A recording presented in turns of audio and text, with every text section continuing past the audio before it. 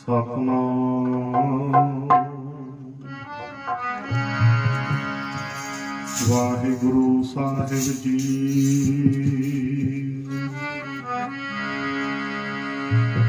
ਡੰਡਾਉਤ ਬੰਦਨ ਅਨੇਕ ਵਾਰ,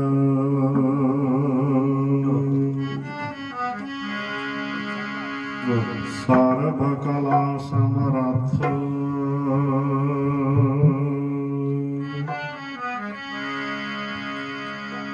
ਡੋਲਣ ਤੇ ਰਾਖੋ ਪ੍ਰਭੂ।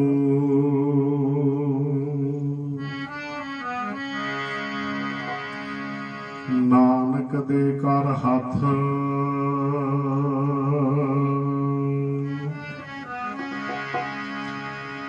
ਤਿਸ ਕੀ ਸ਼ਰਨੀ ਪਰਮਣਾ।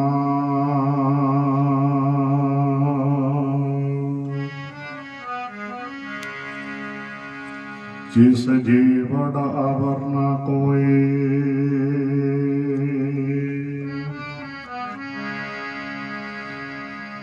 ਜਿਸ ਸਿਮਰਤ ਸੁਖ ਹੋਏ ਘਣਾ।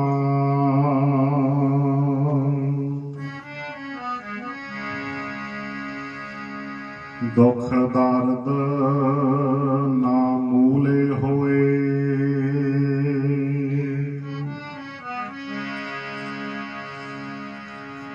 ਵਾਹਿਗੁਰੂ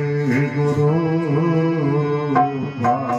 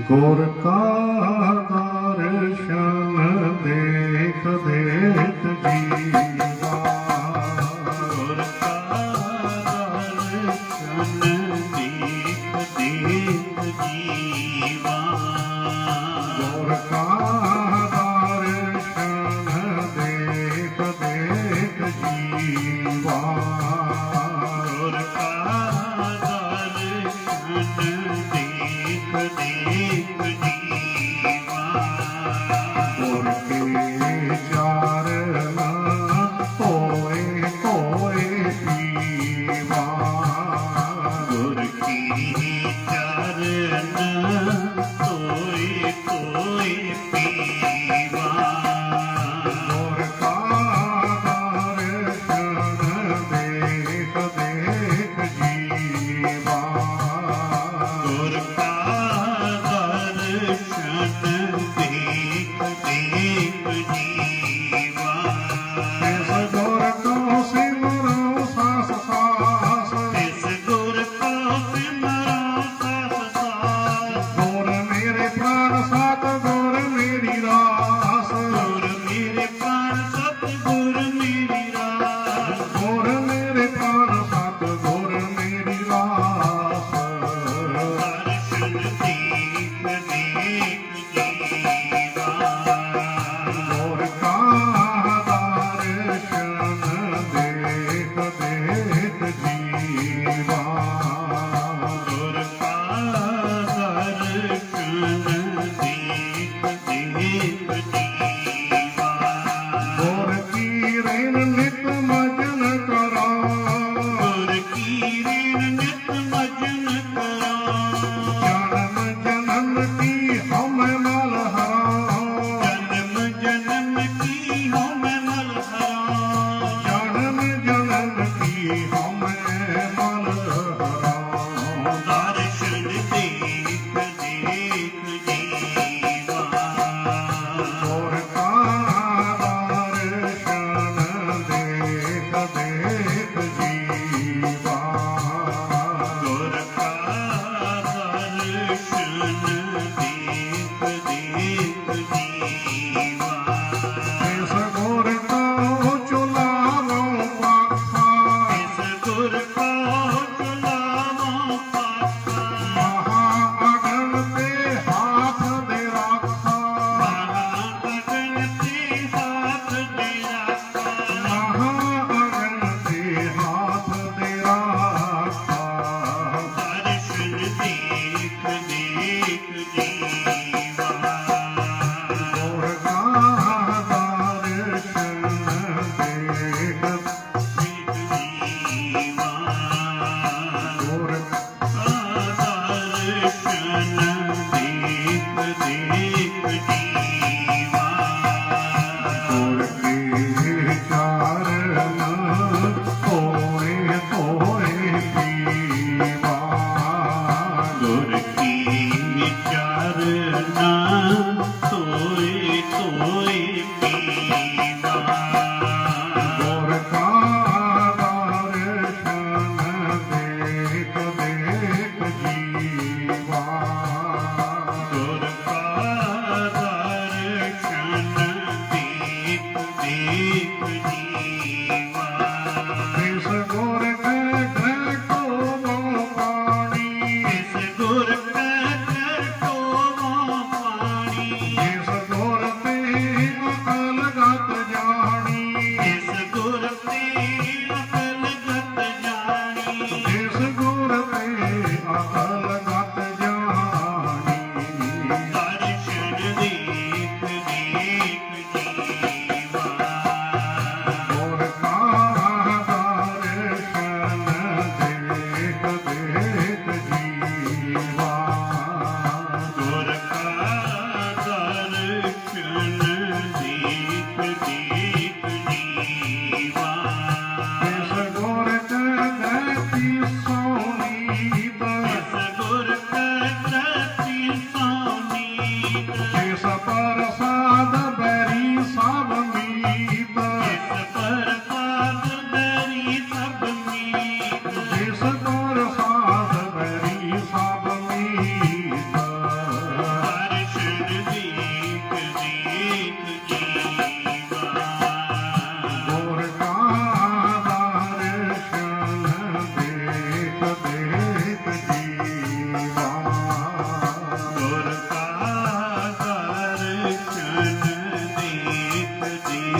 ਜੀਵਾ ਜਿਨ ਗੁਰਮੁਖ ਦੀਨਾ ਜੀਓ ਜਿਨ ਗੁਰਮੁਖ ਦੀਨਾ ਜੀਓ ਆਪਣਾ ਦਾਸਰਾ ਆਪੇ ਮੁੱਲ ਲਿਓ ਆਪਣਾ ਦਾਸਰਾ ਆਪੇ ਮੁੱਲ ਲਿਓ ਆਪਣਾ ਦਾਸਰਾ ਆਪੇ ਮੁੱਲ ਲਿਓ ਦਰਸ਼ਨ ਦੇਖ ਦੇਖ ਜੀਵਾ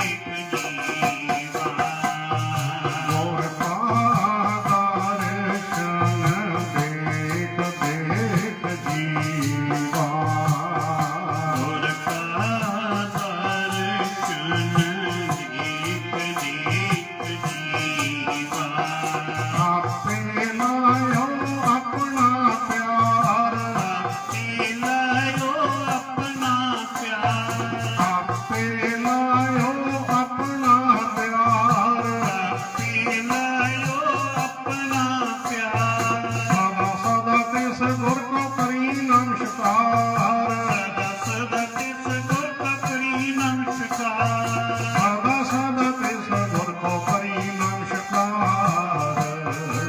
ਦਰਸ਼ਨ ਦੀਪ ਦੀਪ ਜੀਵਾ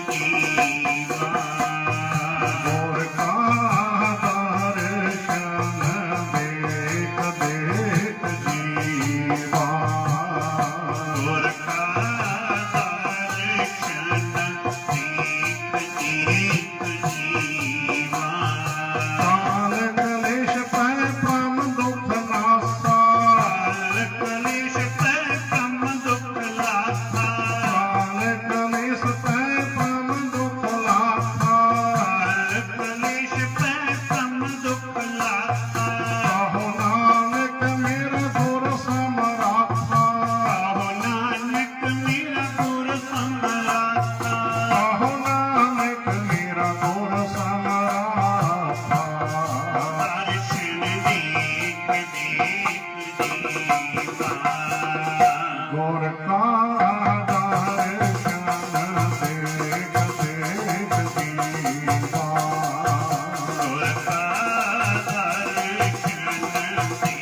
ਗੁਰ ਕੇ ਚਰਨ ਹੋਏ ਹੋਏ ਪੀਵਾ ਗੁਰ ਕੀ ਚਰਨ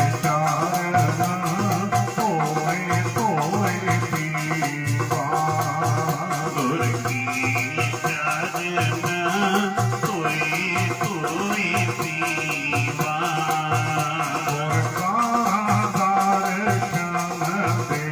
ਗੁਰ ਕਾ ਦਰਸ਼ਨ ਦੇਖ ਦੇਖ ਜੀਵਾ ਗੁਰ ਕਾ ਦਰਸ਼ਨ ਦੇਖ ਦੇਖ ਜੀਵਾ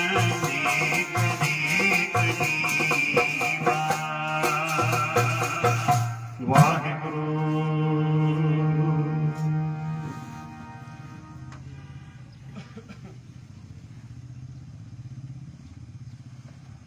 ਸਾਹਿਬ ਸ੍ਰੀ ਗੁਰੂ ਗ੍ਰੰਥ ਸਾਹਿਬ ਜੀ ਪਾਤਸ਼ਾਹ ਦੀ ਹਜ਼ੂਰੀ ਵਿੱਚ ਸੁਸ਼ੋਭਿਤ ਗੁਰੂ ਪਿਆਰੇ ਸਤ ਸੰਗੀ ਜਨੋ ਬੜਭਾਗੇ ਹਾਂ ਸਤ ਸੰਗਤ ਦੇ ਮਹਾਨ ਤੀਰਥ ਤੇ ਪਹੁੰਚੇ ਹਾਂ ਆਪਣੀਆਂ ਸੁਰਤੀਆਂ ਨੂੰ ਇਕਾਗਰ ਰੱਖਦੇ ਹੋਏ ਆਪਸ ਵਿੱਚ ਪਾਈਏ ਫਤਿਹ ਦੀ ਸਾਂਝ ਪ੍ਰੇਮ ਤੇ ਸਤਿਕਾਰ ਨਾਲ ਸਾਰੀ ਸੰਗਤ ਬੋਲਿਓ ਜੀ ਵਾਹਿਗੁਰੂ ਜੀ ਕਾ ਖਾਲਸਾ ਵਾਹਿਗੁਰੂ ਜੀ ਕੀ ਫਤਿਹ ਸਤ ਸੰਗਤ ਦੀਆਂ ਅਮੋਲਕ ਘੜੀਆਂ ਪ੍ਰਾਪਤ ਹੋਈਆਂ ਇਸ ਤੋਂ ਪਹਿਲਾਂ ਆਪ ਜੀ ਨੇ ਗੁਰਦੁਆਰਾ ਸਾਹਿਬ ਦੇ ਹਜ਼ੂਰੀ ਜਥੇ ਪਾਸੋਂ ਗੁਰਮਤਿ ਵਿਚਾਰ ਕਥਾ ਸਰਵਣ ਕੀਤੀ ਹੈ ਗੱਲ ਚੱਲ ਰਹੀ ਸੀ ਸੰਗਤ ਦੀ ਜੋ ਪਹਿਲਾਂ ਤੁਸੀਂ ਸੁਣਿਆ ਇੱਥੋਂ ਹੀ ਲੜੀ ਜੋੜ ਦੇਵਾਂਗੇ ਆਪਾਂ ਸ਼ਬਦ ਦੀ ਵਿਚਾਰ ਕਰਾਂਗੇ ਸੰਗਤ ਦੋ ਕਿਸਮ ਦੀ ਹੁੰਦੀ ਹੈ ਇੱਕ ਹੁੰਦੀ ਹੈ ਸਤ ਸੰਗ ਜੋ ਆਪਾਂ ਨੂੰ ਹੁਣ ਪ੍ਰਾਪਤ ਹੋਇਆ ਚੰਗੀ ਸੰਗਤ ਇੱਕ ਹੁੰਦੀ ਹੈ ਕੁਸੰਗਤ ਜਿਹਨੂੰ ਮਾੜੀ ਸੰਗਤ ਕਹਿੰਦੇ ਹਨ ਕੁਸੰਗਤ ਡੋਬ ਦਿੰਦੀ ਹੈ ਤੇ ਸਤ ਸੰਗ ਧਾਰ ਦਿੰਦੀ ਹੈ ਰੋਜੀ ਪੜ੍ਹਦੇ ਆਪਾਂ ਮੇਰੇ ਮਾਧਵ ਜੀ ਸਤ ਸੰਗਤ ਮਿਲੇ ਸੋ ਤਰਿਆ ਸੋ ਜੋ ਸਤ ਸੰਗ ਵਿੱਚ ਮਿਲ ਗਿਆ ਉਹ ਤਰ ਗਿਆ ਸਤ ਸੰਗ ਮਿਲੇ ਦਾ ਮਤਲਬ ਸਤ ਸੰਗ ਵਿੱਚ ਮਿਲ ਗਿਆ ਭੇਦ ਧਿਆਨ ਚ ਰੱਖਿਓ ਜਿਹੜਾ ਸਤ ਸੰਗ ਵਿੱਚ ਮਿਲ ਗਿਆ। ਉਦਾਹਰਨ ਲੈ ਲਓ, ਗੱਲ ਪਕੜ ਚ ਆ ਜੇ, ਜਿਵੇਂ ਕਿ ਮੀਂਹ ਪੈਂਦਾ ਹੈ, ਗਲੀਆਂ ਨਾਲਿਆਂ ਟੋਭਿਆਂ ਦਾ ਪਾਣੀ ਵੀ ਜੇ ਕਿਤੇ ਜਾ ਕੇ ਗੰਗਾ 'ਚ ਪੈ ਜੇ ਨਾ, ਇਹ ਤਾਂ ਉਦਾਹਰਨ ਹੈ ਇੱਕ ਸਮਝਾਉਣ ਵਾਸਤੇ, ਤੇ ਉਹ ਕੀ ਬਣ ਜਾਂਦਾ ਦੱਸਿਓ? ਉਹ ਵੀ ਗੰਗਾ ਜਲ ਹੀ ਬਣ ਜਾਂਦਾ। ਇਹੀ ਪ੍ਰਮਾਣ ਦਿੱਤਾ ਨਾ ਬਣ ਜੀ ਸਤਸੰਗ ਦੀ ਮਹਿਮਾ ਕੀ ਹੁੰਦੀ ਹੈ। ਜਿਉਂ ਮੀਂਹ ਪੁੱਠਾ ਹੈ, ਗਲੀਆਂ ਨਾਲਿਆਂ ਟੋਭਿਆਂ ਕਾ ਜਲ ਜਾਏ ਪਵਾ ਵਿੱਚ ਸੁਰਸਰੀ, ਸੁਰਸਰੀ ਮਿਲਤ ਪਵਿੱਤਰ ਪਾਵਨ ਹੋਏ ਜਾਵਾ।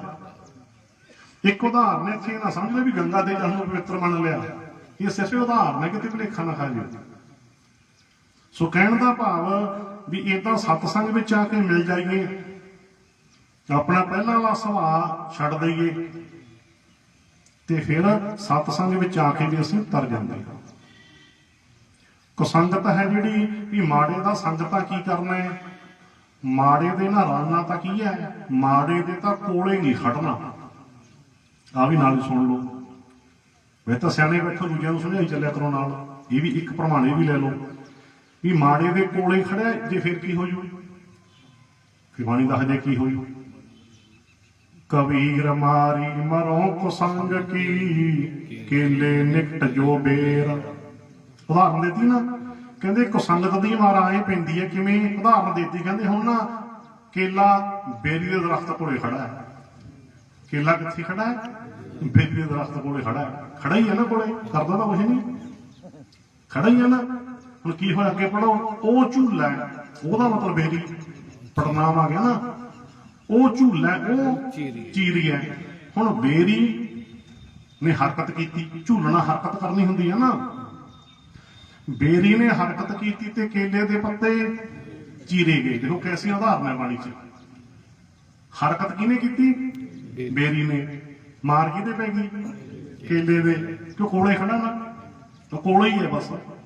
ਦੇਖੋ ਕੋਲੇ ਦਾ ਫਲ ਕੀ ਮਿਲਦਾ ਮਾੜੇ ਦੇ। ਕਹਿੰਦੇ ਉਹ ਝੂਲਾ, ਉਹ ਚੀਰੀ ਹੈ, ਸਾਖਤ ਸੰਗ ਨਾ ਇਹ ਤਾਂ ਭਾਈ ਮਾੜੇ ਦੇ ਕੋਲੇ ਨਾ ਖੜੀ।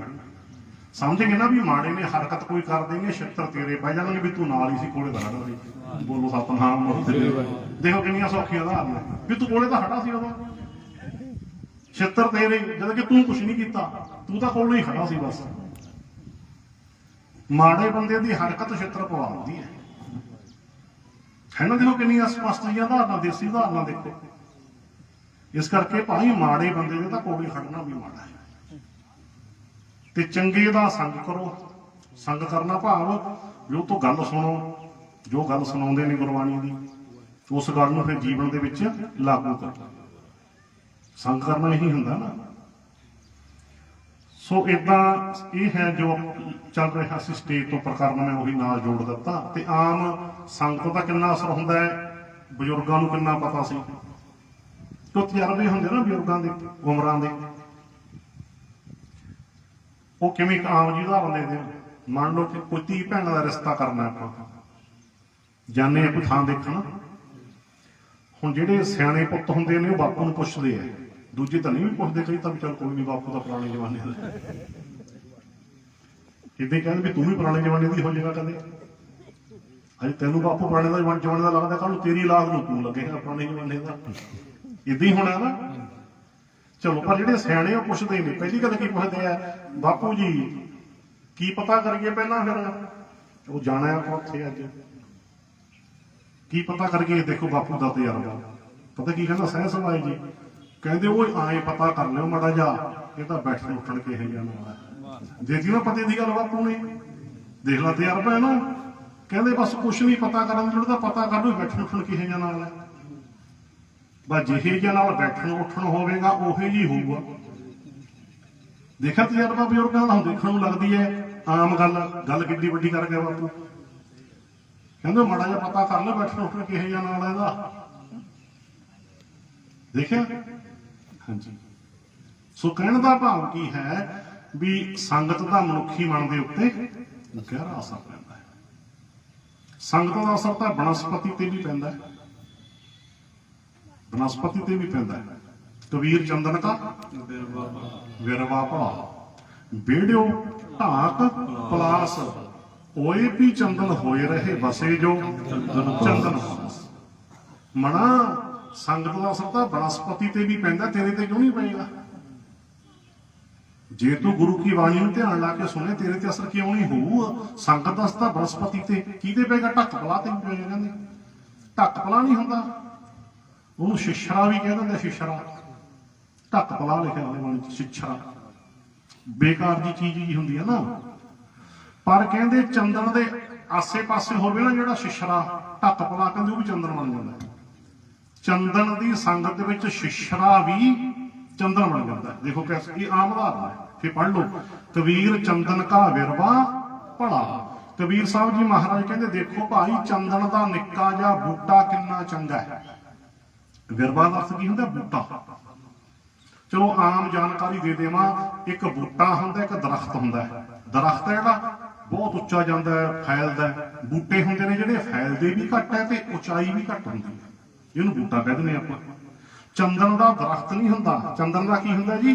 ਬੂਟਾ। ਬਿਰਵਾ ਲਿਖਿਆ ਬੰਜਦਾ ਹੈ।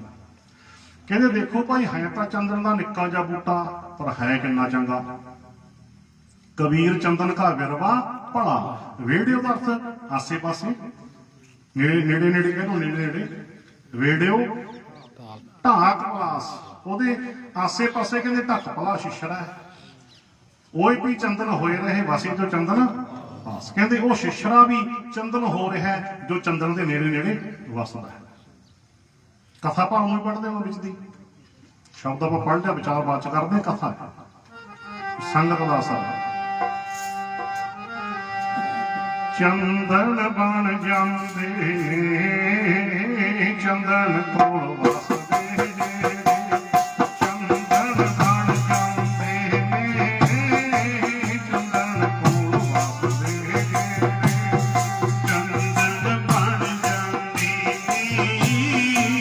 ਚੰਦਨ ਕੋਲ ਵਸਦੀ ਜਿਹੜੀ। ਚੰਦਨ ਬਣ ਜਾਂਦੀ ਚੰਦਨ ਕੋਲ ਵਸਦੀ ਜਿਹੜੀ।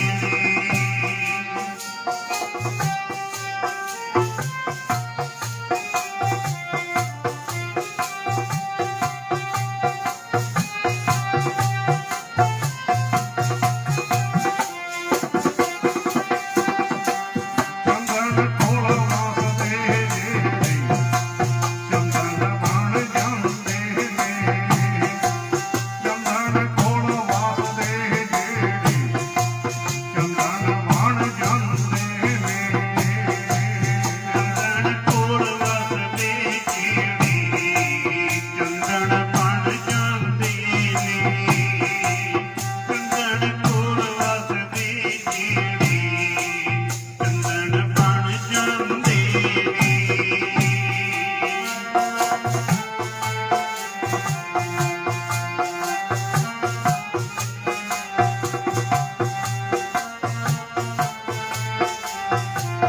ਚੰਦਨ ਕੋਲ ਵਸਦੇ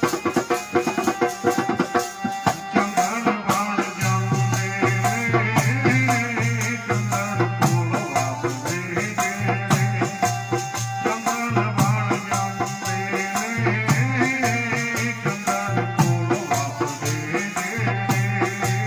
ਚੰਦਨ ਬਣ ਜਾਂਦੇ ਨੇ ਚੰਦਨ ਕੋਲ ਵਸਦੀ ਜਿਹੜੀ।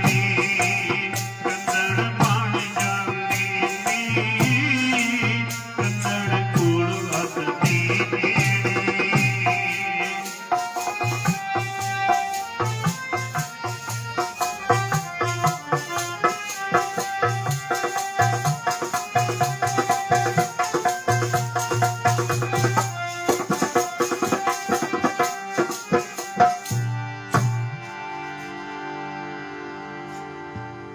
ਇਹ ਹੈ ਜੀ ਮਹਿਮਾ ਸਤਸੰਗ ਦੀ। ਉਦਾਹਰਨਾਂ ਆਪਾਂ ਸਾਰੀਆਂ ਲੈ ਲਈਆਂ। ਸੋ ਬਨਸਪਤੀ ਤੇ ਵੀ ਜਦੋਂ ਅਸਰ ਪੈਂਦਾ, ਇੱਕ ਨਕੰਮੇ ਜੇ ਸ਼ਿਸ਼ਰੇ ਤੇ ਅਸਰ ਪੈਂਦਾ ਹੈ, ਤੇ ਮਨੁੱਖ ਤੇ ਕਿਉਂ ਨਹੀਂ? ਪਰ ਜੇ ਧਿਆਨ ਲਾ ਕੇ ਸੁਣੀ, ਕਿਉਂਕਿ ਇੱਥੇ ਇੱਕ ਗੱਲ ਮੈਂ ਕਹਦੇ ਮੈਂ ਮਾਫ ਕਰਨਾ, ਇੱਥੇ ਹੰਸ ਗਰਤੀ ਲੈ ਕੇ ਆਉਣਾ ਹੁੰਦਾ, ਬਗਲਾ ਗਰਤੀ। ਹੰਸਾ ਹੀਰਾ ਮੋਤੀ ਚੁਗਣਾ, ਬੱਗ ਡੱਡਾਂ ਭਾਲਣਾ, ਇਸ਼ਾਰੇ ਨੇ ਬਾਣੀ ਵਿੱਚ। ਕਹਿੰਦੇ ਹੰਸ ਤਾਂ ਹੀਰੇ ਮੋਤੀ ਚੁਗਦੇ ਨੇ ਸਤਸੰਗ ਰੂਪੀ ਸਰੋਵਰ ਤੇ ਸੱਚੇ ਗਿਆਨ ਦੇ।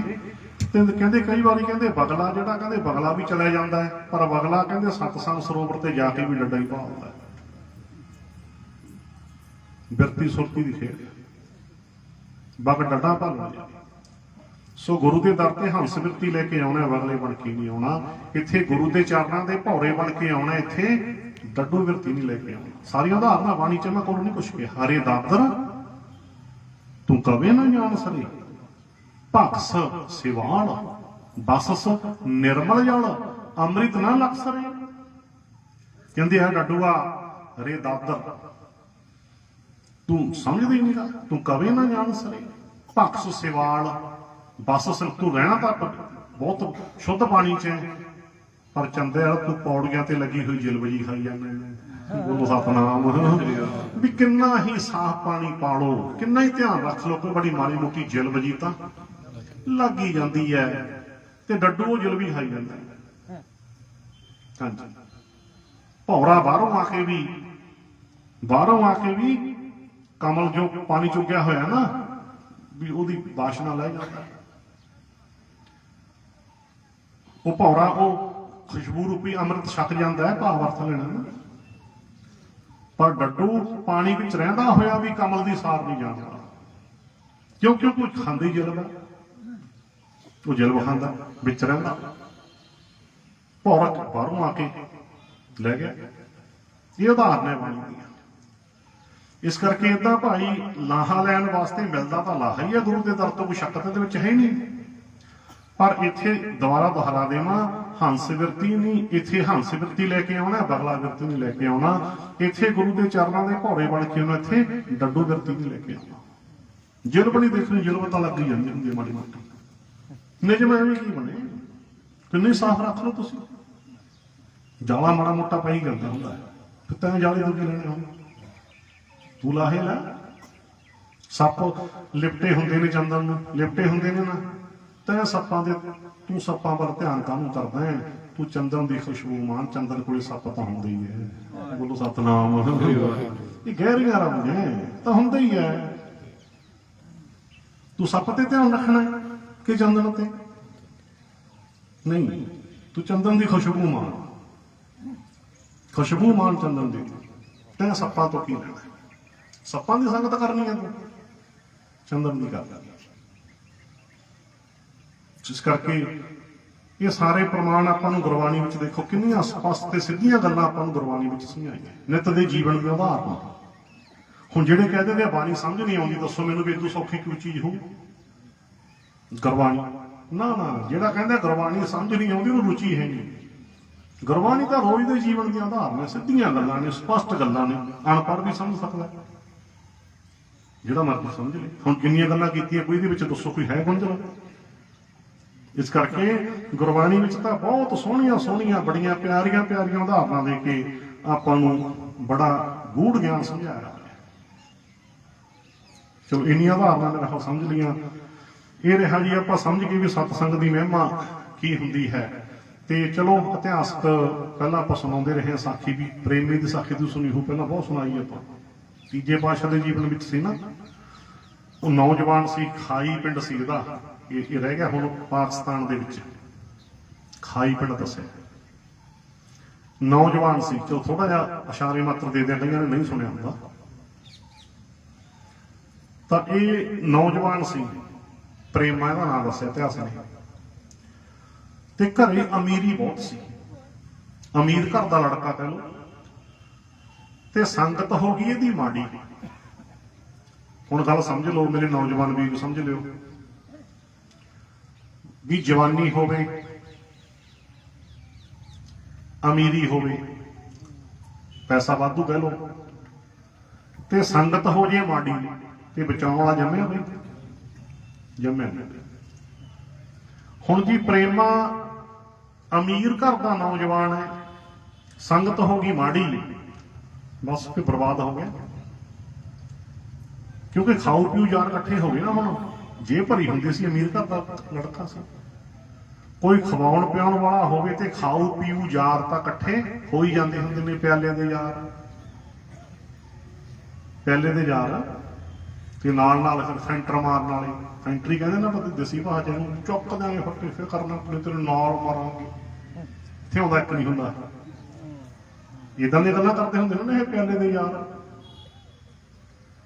ਸੋ ਇਦਾਂ ਦੇ ਇਹਦੀ ਇਕੱਠੀ ਹੋ ਗਈ ਜੁੰਡਲੀ। ਹੁਣ ਜੁੰਡਲੀ ਚ ਦਿਨ ਰਾਤ ਸ਼ਰਾਬਾਂ ਪੀਣੀਆਂ, ਮਾੜੇ ਖਿਆਲ, ਹੋਰ ਮਾੜੇ ਕੰਮ। ਅਖੀਰ ਨੂੰ ਇਤਿਹਾਸ ਦੱਸਦਾ ਵੀ ਪ੍ਰੇਮਾ ਕੋਹੜੀ ਹੋ ਗਿਆ, ਪ੍ਰੇਮਾ ਕੋਹੜੀ ਹੋ ਗਿਆ। ਡਾਕਟਰਾਂ ਕੋਲੇ ਇਲਾਜ, ਵੈਦਾਂ ਕੋਲੇ ਕਹਿ ਲਓ, ਉਸ ਸਮੇਂ ਆਪਾਂ ਜ਼ਿਆਦਾ ਵੈਦ ਹੁੰਦੇ ਸੀ ਨਾ, ਲਫ਼ਜ਼ ਵੈਦ ਵਰਤ ਲਓ। ਵੈਦਾਂ ਕੋਲੇ ਲੈ ਕੇ ਗਏ ਮਾਤਾ ਪਿਤਾ, ਕਿਉਂਕਿ ਮਾਤਾ ਪਿਤਾ ਤਾਂ ਆਖਰ ਤੱਕ ਕੋਸ਼ਿਸ਼ ਕਰਦੀ ਹੈ ਨਾ। ਜਦੋਂ ਚਮੜੀ ਦੀ ਬਿਮਾਰੀ ਹੋ ਗਈ, ਲਹੂ ਪਾਕ ਚੱਲਦਾ ਹੈ, ਮੁਸ਼ਕ ਮਾਰਨ ਲੱਗੀ, ਖਾਓ ਪੀਓ ਯਾਰ ਤਾਂ ਛੱਡ ਗਏ, ਉਹ ਨਹੀਂ ਮੁੜ ਕੇ ਪਤਾ ਲੈਣਾ ਆਈ। ਹੁਣ ਵੀ ਮੈਂ ਅੱਜ ਦੇ ਸਮੇਂ 'ਚ ਕਹਿਣਾ ਹੁੰਦਾ, ਆਪਣੇ ਭੈਣ ਭਾਈਆਂ ਰਿਸ਼ਤੇਦਾਰਾਂ ਨਾਲ ਰਿਲੇਸ਼ਨ ਵਧੀਆ ਰੱਖੋ। ਜਿੱਦੇ ਕਿਤੇ ਰੱਬ ਨਾ ਕਰੇ ਤੈਨੂੰ ਹਸਪਤਾਲ 'ਚ ਬੈੱਡ ਤੇ ਪੈਣਾ ਪੈ ਗਿਆ, ਫੇਸਬੁੱਕ ਵਾਲੇ ਫਰੈਂਡ ਨਹੀਂ ਆਉਣੇ, ਬੋਲੋ ਸਤਨਾਮ ਆ ਜਾ, ਉਹਦਾ ਘਰੋਂ ਬੈਠੇ ਇਹ ਕਰ ਦਿੰਦੇ ਆ, ਹਾਂ ਉਹ ਨਹੀਂ ਆਉਣੇ, ਉਹ ਤਾਂ ਘਰੇ ਬੈਠੇ ਹੋਏ ਆ ਜਾਣਗੇ। ਉਹਦੇ ਤਾਂ ਘਰ, ਉਹ ਫੇਸਬੁੱਕ ਦੇ ਫਰੈਂਡਾਂ ਮਗਰ ਲਾ ਕੇ ਤੂੰ ਘਰਦਿਆਂ ਨਾਲ ਬੋਲਚਾਲ ਬੰਦ ਕਰਤੀ, ਰਿਸ਼ਤੇਦਾਰਾਂ ਨਾਲ ਬੋਲਚਾਲ ਬੰਦ ਕਰਤੀ ਹੈ ਨਾ, ਹਾਂ ਉੱਥੇ ਹੀ ਲੈ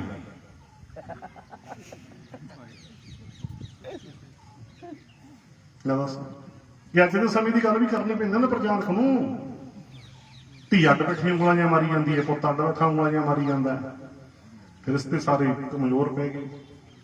ਕੋਈ ਗੱਲਬਾਤ ਨਹੀਂ ਕਰਨੀ ਬੈਠ ਕੇ ਆਪਸ ਵਿੱਚ, ਕੋਈ ਸ਼ਾਮ ਦੀ ਸਭਾ ਨਹੀਂ ਲਾਉਣੀ, ਰਹਿ ਅਸੀਂ ਨੂੰ ਕਹਿ ਦਿੰਦੇ ਸੀ ਰਿਸ਼ਤੇਦਾਰ ਸਾਰਾ। ਨਹੀਂ ਜੀ ਫੇਸਬੁੱਕ ਫਰੈਂਡ, ਉਹਨੇ ਫਰੈਂਡ ਮੇਰੇ ਇੰਨੇ, ਸਿੱਧੇ ਮੂੰਹ ਕੋਈ ਜੀ ਨਾ ਬੋਲੇ, ਫੇਸਬੁੱਕ ਤੇ ਫਰੈਂਡ ਬਥੇਰੇ। ਹਾਂ ਸਿੱਧੇ ਮੂੰਹ ਕੋਈ ਜੀ ਨਾ ਬੋਲੇ, ਹਾਲਤ ਬਣ ਗਈ ਬਚ ਜੋ ਇਹ ਅੱਜ ਦੇ ਸਮੇਂ ਦੀ ਗੱਲ ਆ। ਮੈਂ ਹੁਣ ਝਲੂਰ ਵੀ ਗੱਲ ਕਹੀ ਸੀ, ਇਹ ਕੁਝ ਗੱਲਾਂ ਕਹਿਣੀਆਂ ਪੈਂਦੀਆਂ ਨੇ ਵਿਚਾਰਾ ਨੂੰ ਵਾਰ-ਵਾਰ, ਉਹ ਵੀ ਸੰਗਤ ਹੀ ਹੋ ਗਈ ਨਾ। ਦੇਖ ਲਓ ਸੰਗਤ ਉਹ ਫੇਸਬੁੱਕ ਵਾਲੀ ਸੰਗਤ ਨੇ ਨਹੀਂ ਆਉਣਾ, ਜਿਹਨਾਂ ਨਾਲ ਚੈਟਿੰਗ ਕਰਦਾ ਰਹਿਣਾ, ਰਾਤ ਨੂੰ ਲੱਗਿਆ ਰਹਿਣਾ।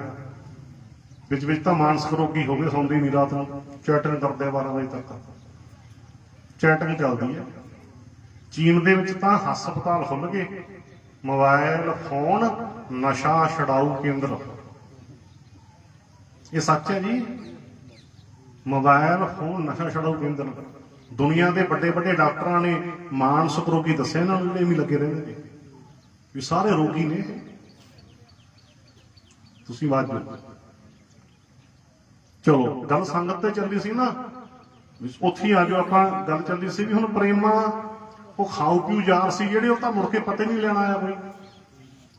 ਜਿਹੜੇ ਕਹਿੰਦੇ ਚੱਕ ਦਿਆਂਗੇ ਫੱਟੇ ਤੇਰੇ ਨਾਲ ਮਰਾਂਗੇ, ਨਾਲ ਮਰਨ ਦੀਆਂ ਟਾਰਾਂ ਮਾਰਨ ਵਾਲੇ ਪਤਾ ਹੀ ਨਹੀਂ ਲੈਣ ਆਏ ਘਰੇ ਵੀ ਪ੍ਰੇਮਾ ਬਿਮਾਰ ਹੋ ਗਿਆ। ਤੇ ਬਾਣੀ ਤਾਂ ਪਹਿਲਾਂ ਹੀ ਕਹਿੰਦੀ ਹੈ, ਬਾਣੀ ਜੇ ਉਹ ਤਾਂ ਜੇ ਕੋਈ ਸੁਣੇ ਸਮਝੇ, ਸੁਖ ਮੈਂ ਆਣ ਬਹੁਤ ਮਿਲ ਬੈਠਤ ਰਹਿਤ ਚੌਂ ਦਿਸ ਘੇਰਾ। ਇਹ ਤਾਂ ਉਦੋਂ ਘੇਰਾ ਲਾ ਕੇ ਬਹਿੰਦੇ ਆ। ਬਿਪਤ ਭਰੀ ਸਭ ਹੀ ਸੰਗ ਛਾੜਤ, ਕੌਣਾ ਆਵਤ ਨੇਰਾ। ਬਿਪਤ ਪੈ ਜੀ ਕੋਈ ਨੇੜੇ ਆਉਂਦਾ, ਕੋਈ ਨਹੀਂ ਨੇੜੇ ਆਉਂਦਾ। ਇਸ ਕਰਕੇ ਇਹਨਾਂ ਗੱਲਾਂ ਨੂੰ ਸਮਝ। ਤੇ ਮਨੁੱਖ ਕੀ ਕਰਦਾ ਹੈ, ਝੂਠਾ ਹੋਣ ਕਰਕੇ ਝੂਠ ਨਾਲ ਹੀ ਪਿਆਰ ਪੈ ਜਾਂਦਾ ਹੈ, ਬਸ ਭੁੱਲ ਜਾਂਦਾ ਸੱਚ ਨੂੰ। ਹੁਣ ਪ੍ਰੇਮਾ ਕੀ ਹੋਇਆ, ਇਹਦਾ ਕੂੜ ਨਾਲ ਹੀ ਪਿਆਰ ਪੈ ਗਿਆ। ਆਪ ਵੀ ਕੂੜਾ ਤੇ ਕੂੜੇ ਨਾਲ ਵੀ ਪਿਆਰ ਪੈ ਗਿਆ। ਆਪਾਂ ਨੂੰ ਬਾਣੀ ਚ ਇਦਾਂ ਸਮਝਾਇਆ, ਤਾਂ ਇਹਦਾ ਨਾਂ ਲੈ ਕੇ ਕਥਾ ਹੋ ਗਈ ਨਾ ਇਤਿਹਾਸ ਦੀ, ਪਰ ਬਾਣੀ ਵਿੱਚ ਤਾਂ ਸਾਰਿਆਂ ਨੂੰ ਸਾਂਝੀ ਗੱਲ ਕੀ ਲਿਖੀ ਹੈ, ਕੂੜ ਕੂੜਾ ਨੇ ਲੱਗਾ। ਨੇ ਪਾਠ ਕਰ ਲੈ, ਔਂਕੜ ਨਹੀਂ ਬੋਲਦੀ। ਕੂੜ ਕੂੜਾ ਨੇ ਲੱਗਾ, ਬਿਸਰਿਆ ਕਰਤਾਰ। ਵੀ ਝੂਠੇ ਮਨੁੱਖ ਦਾ ਝੂਠ ਨਾਲ ਪਿਆਰ ਪੈ ਗਿਆ। ਕੂੜਾ ਨੇ ਲੱਗਾ ਤੇ ਕੀ ਹੋਇਆ, ਰਚਨਹਾਰ ਭੁੱਲ ਗਿਆ ਆਪਣਾ। ਕਰਤਾਰ ਆਪਣਾ ਰਚਨਹਾਰ ਕ੍ਰਿਏਟਰ।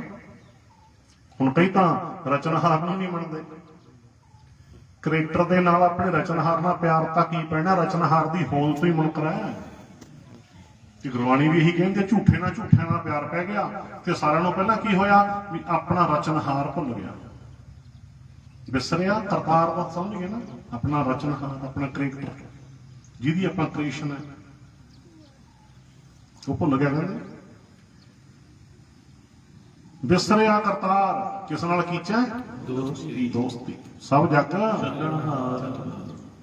ਕਿਹੜੀਆਂ ਝੂਠੀਆਂ ਦੋਸਤੀਆਂ ਇਹ ਪਾਉਂਦਾ ਫਿਰਦਾ ਹੈ, ਸਭ ਜੱਗ ਚੱਲਣਹਾਰ। ਇੱਕੋ ਹੀ ਸੱਚੀ ਦੋਸਤੀ ਹੈ, ਸੱਚਾ ਪਿਆਰ ਸ਼ਬਦ ਨਾ ਪੈ ਜੇ, ਗੁਰੂ ਨਾ ਪੈ ਜੇ, ਸ਼ਬਦ ਰਾਹੀਂ ਪਰਮੇਸ਼ਰ ਨਾ ਪੈ ਜੇ।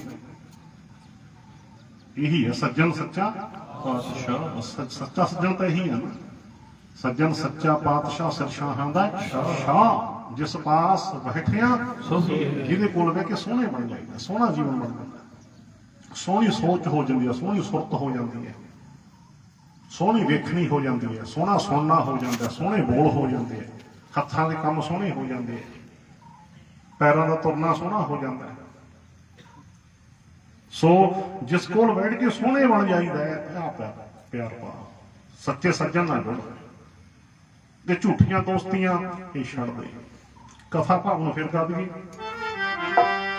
ਕਿਹਦੇ ਨਾਲ ਉਹ ਪਾਵਾਂ ਦੋਸਤੀ, ਕਿਹਦੇ ਨਾਲ ਉਹ ਪਾਵਾਂ ਦੋਸਤੀ, ਕਿਹਦੇ ਨਾਲ ਉਹ ਪਾਵਾਂ ਦੋਸਤੀ, ਕਿਹਦੇ ਨਾਲ ਉਹ ਪਾਵਾਂ ਦੋਸਤੀ।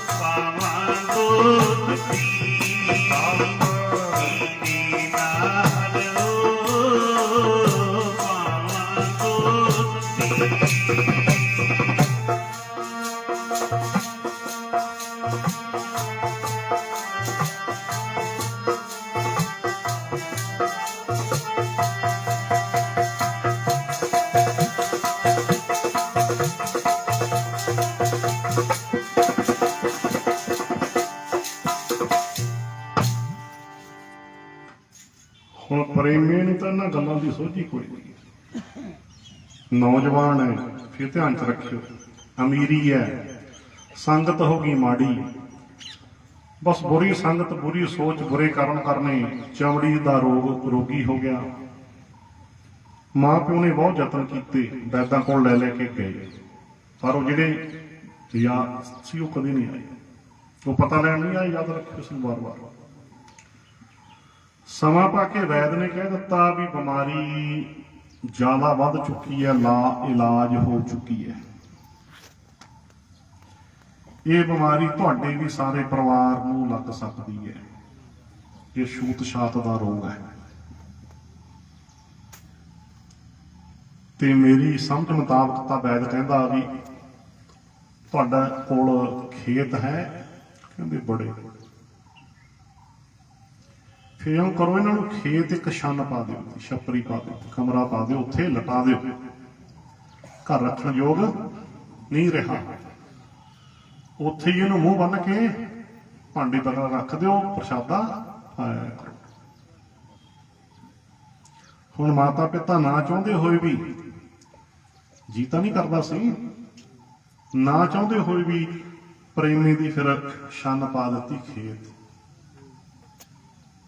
ਉੱਥੇ ਲਟਾ ਦਿੱਤਾ। ਚਮੜੀ ਰੋਗ ਵੱਧ ਆ ਗਿਆ, ਹੁਣ ਖੂਨ ਪਾਕ ਬਹਿੰਦਾ ਹੈ, ਮੱਖੀਆਂ ਭਿਣਕਦੀਆਂ, ਮੁਸ਼ਕ ਮਾਰਦੀ ਹੈ। ਕਿਸੇ ਨੇ ਮਿਲਣਾ ਤਾਂ ਕੀ ਹੈ, ਕੋਲ ਆ ਕੇ, ਹੁਣ ਤਾਂ ਛੰਨ ਦੇ ਵੀ ਕੋਈ ਦੂਰ ਦੀ ਲੰਘਦਾ। ਇਹ ਹਾਲਤ ਬਣ ਗਈ। ਇਤਿਹਾਸ ਦੱਸਦਾ ਹੈ ਵੀ ਉਧਰੋਂ ਗੋਇੰਦਵਾਲ ਸਾਹਿਬ ਦਾ ਸਾਲਾਨਾ ਜੋੜ ਮੇਲਾ ਆ ਗਿਆ। ਸੰਗਤਾਂ ਜੁੜ ਕੇ ਜੁੜਦੀਆਂ, ਜੋੜ ਮੇਲਾ ਹੁੰਦਾ ਨਾ। ਅੱਜ ਤਾਂ ਇਕੱਲੇ ਮੇਲੇ ਰਹਿ ਗਏ, ਮੈਨੂੰ ਮਾਫ ਕਰਨਾ ਕਹਿੰਦੇ। ਮੇਲਾ ਕੀ ਹੁੰਦਾ? ਮੌਜ ਮੇਲਾ। ਵੀ ਖਾ ਲਿਆ ਪੀ ਲਿਆ, ਚੰਡੋਲ ਝੂਟ ਲਏ, ਹੌਲਾ ਹੌਲਾ ਕਰ ਲਈ, ਧੂੜਾਂ ਪੱਟ ਲਈਆਂ, ਆ ਗਏ ਜਿਹੜੇ ਦੇ। ਪਰ ਅਸਲ ਇਹ ਕੀ ਸੀ? ਜੋੜ ਮੇਲਾ, ਜੁੜਨਾ, ਜੁੜਨਾ ਹੈ। ਸੰਗਤਾਂ ਮਿਲਦੀਆਂ, ਵਿਚਾਰ ਵਟਾਂਦਰੇ ਕਰਦੇ, ਕੋਈ ਨਾ ਕੋਈ ਉਚੇਚੇ ਪ੍ਰੋਗਰਾਮ ਲਿਖੇ ਜਾਂਦੇ। ਜੋੜ ਮੇਲੇ ਹੁੰਦੇ ਨਾ, ਇਤਿਹਾਸਕ ਜੋੜ ਮੇਲੇ। ਆਪਣੇ ਜੋੜ ਮੇਲੇ ਤਾਂ ਅੱਜ ਵੀ ਸਾਰੇ ਹੈ, ਪਰ ਉਹਦਾ ਅਸਲੀ ਰੂਪ ਜਿਹੜਾ ਗਵਾਚਦਾ ਜਾਂਦਾ ਮਹੱਤਵ। ਹੁਣ ਗੋਇੰਦਵਾਲ ਸਾਹਿਬ ਦਾ ਸਾਲਾਨਾ ਜੋੜ ਮੇਲਾ ਆ ਗਿਆ ਤੇ ਸੰਗਤਾਂ ਜੋਟੀਆਂ ਬਣਾ ਕੇ ਸ਼ਬਦ ਪੜ੍ਹਦੀਆਂ ਜਾਂਦੀਆਂ। ਕੋਈ ਕਾਫਲਾ ਆਉਂਦਾ ਨਾ ਜੋਟੀਆਂ 'ਚ ਸ਼ਬਦ, ਕਿਉਂਕਿ ਗੁਰਬਾਣੀ ਬੜੀ ਕੰਠ ਹੁੰਦੀ। ਮੈਂ ਆਪਣੇ ਸਮੇਂ ਦੇ ਵਿੱਚ ਹੀ, ਹੁਣ ਕੋਈ ਬਾਹਲੀ ਦੂਰ ਦੀ ਗੱਲ ਨਹੀਂ, ਹੁਣੀ ਦੇਖਿਆ ਤੁਹਾਡੇ 'ਚ ਵੀ ਕੁਝ ਬਜ਼ੁਰਗ ਬੈਠੇ ਹੋਣਗੇ ਵੱਡੀਆਂ ਉਮਰਾਂ ਦੇ, ਕਿੰਨੀ ਬਾਣੀ ਯਾਦ ਹੁੰਦੀ।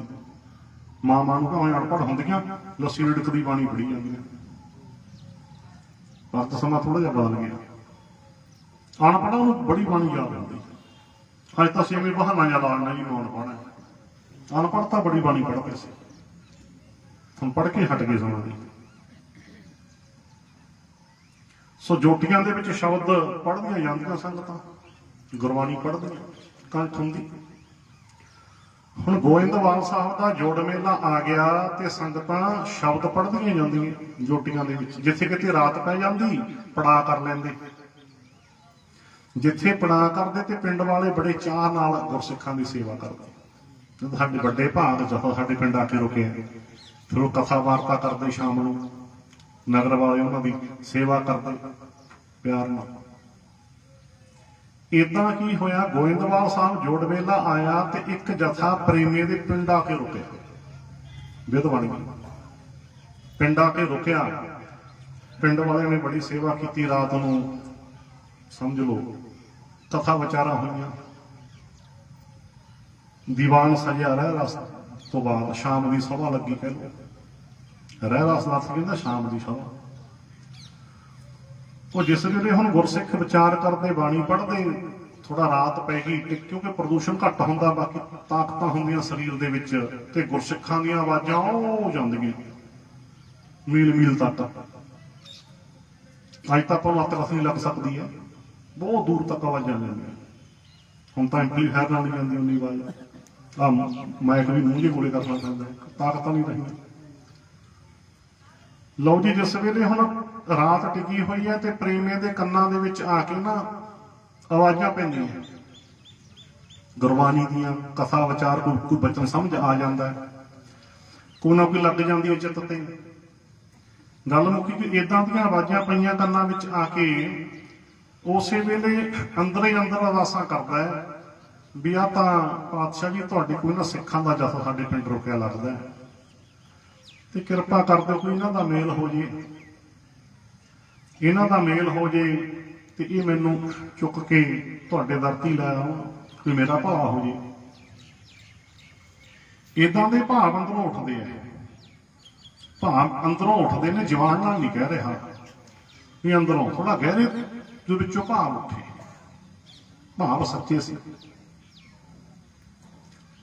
ਤੇ ਜਿਸ ਵੇਲੇ ਲਓ ਜੀ ਰਾਤ ਬੀਤ ਗਈ, ਚਲੋ ਸੁਬਾਹ ਜਥਾ ਜਲਦੀ ਉੱਠਿਆ, ਇਸ਼ਨਾਨ ਪਾਣੀ ਕਰਕੇ, ਚਲੋ ਸੁਬਾਹ ਦਾ ਥੋੜਾ ਬਹੁਤਾ ਛਕਿਆ, ਬਸ ਕਹਿ ਲਓ ਵੀ ਮੂੰਹ ਸੋਹਣੇ ਚਾਲੇ ਪਾਤੇ, ਬਾਟ ਨੇ ਵੱਜ ਜਾਂਦੀ ਹੈਗੀ।